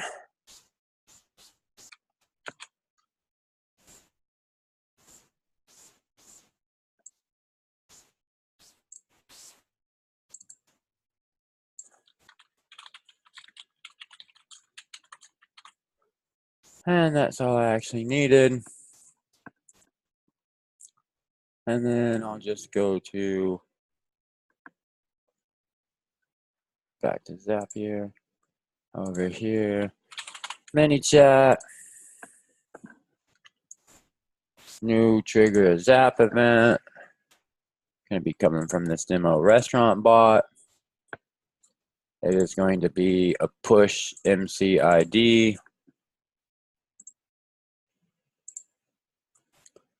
Fetch that and continue. This is going to be sheets.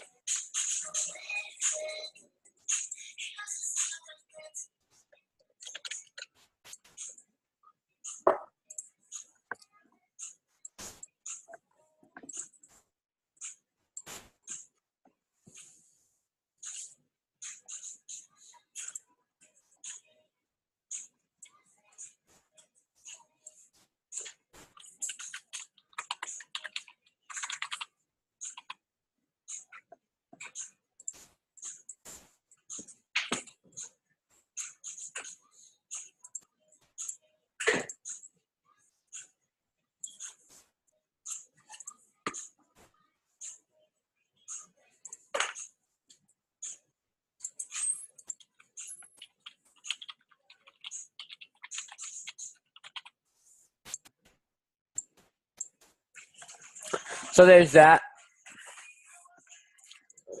So there's that. So now let's just come in here, back to that flow, preview that guy.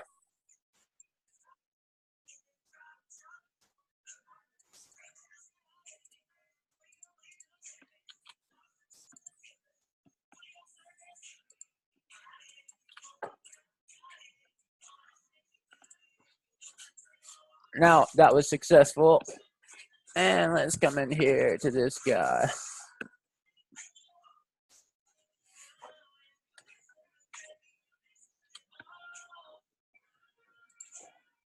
That should be successful as well. Now that should be great. Now let's go back to here.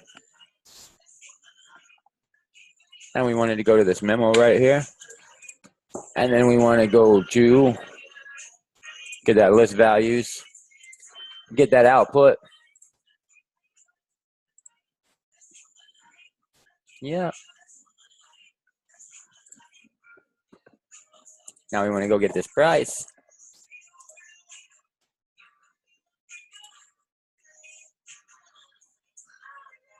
Could that be 59? What was this guy?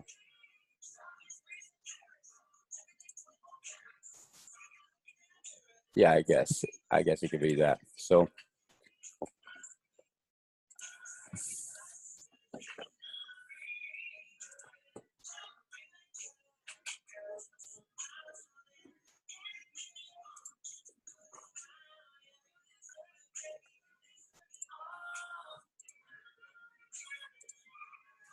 where did that girl go? There she is, right here. Oh, that's the wrong one.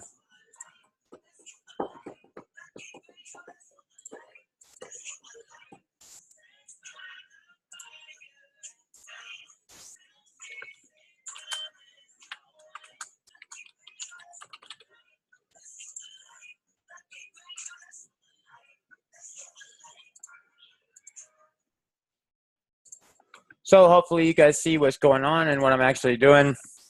What I'm actually doing is trying to let these guys pay their food bill online. So I want these guys to actually go in. There's their order. There we go. That was successful.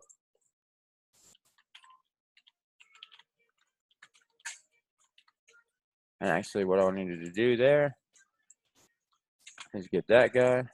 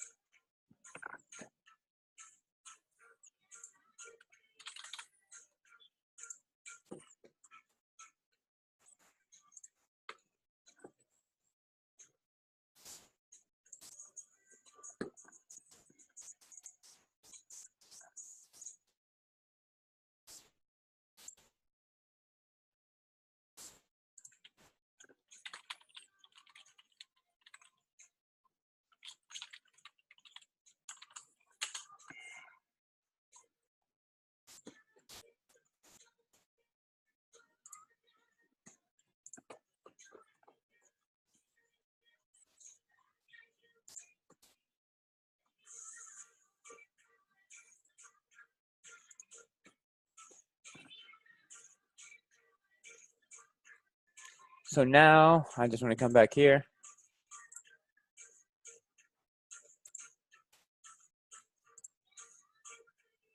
And do that.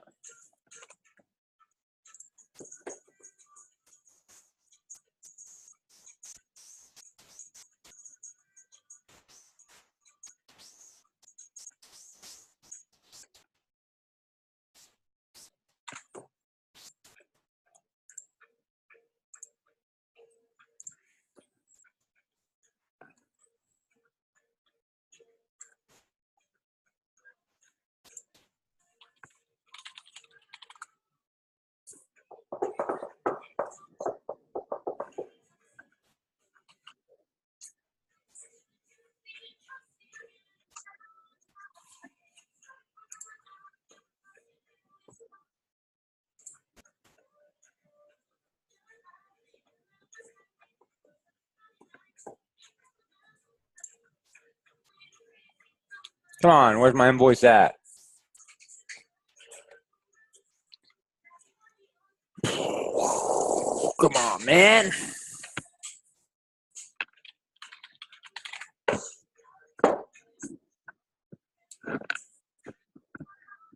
Yeah, I got my order total is blah, blah, blah. Can I just get my invoice? Yeah, I want to pay. I want to check out. I want to pay online.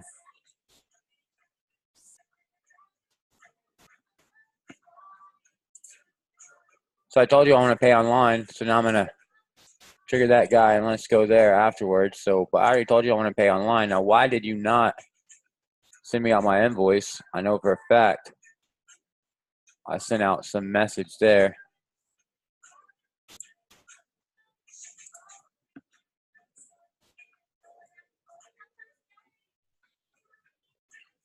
That's an instant, guy.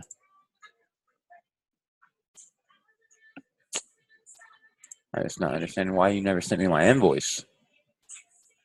Did you even create an invoice here?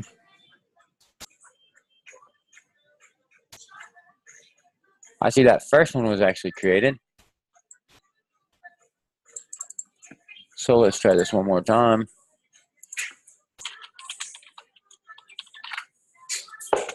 Let's clear out that order. Okay, my order's been cleared. And let's just double check this one more time and see if I didn't do something stupid here. So edit these options. That's just that guy. Right, that needs to be his user ID. Yep.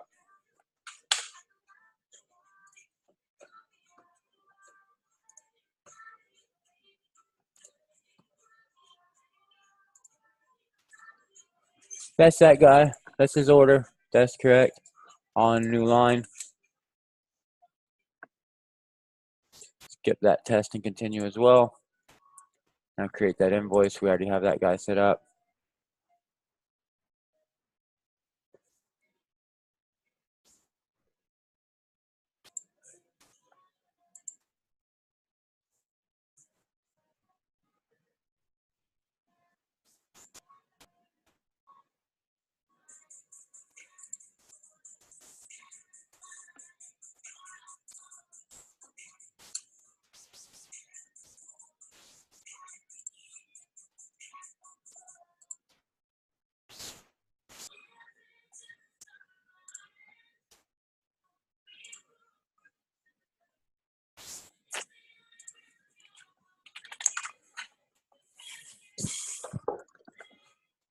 So I'm really needing that drink.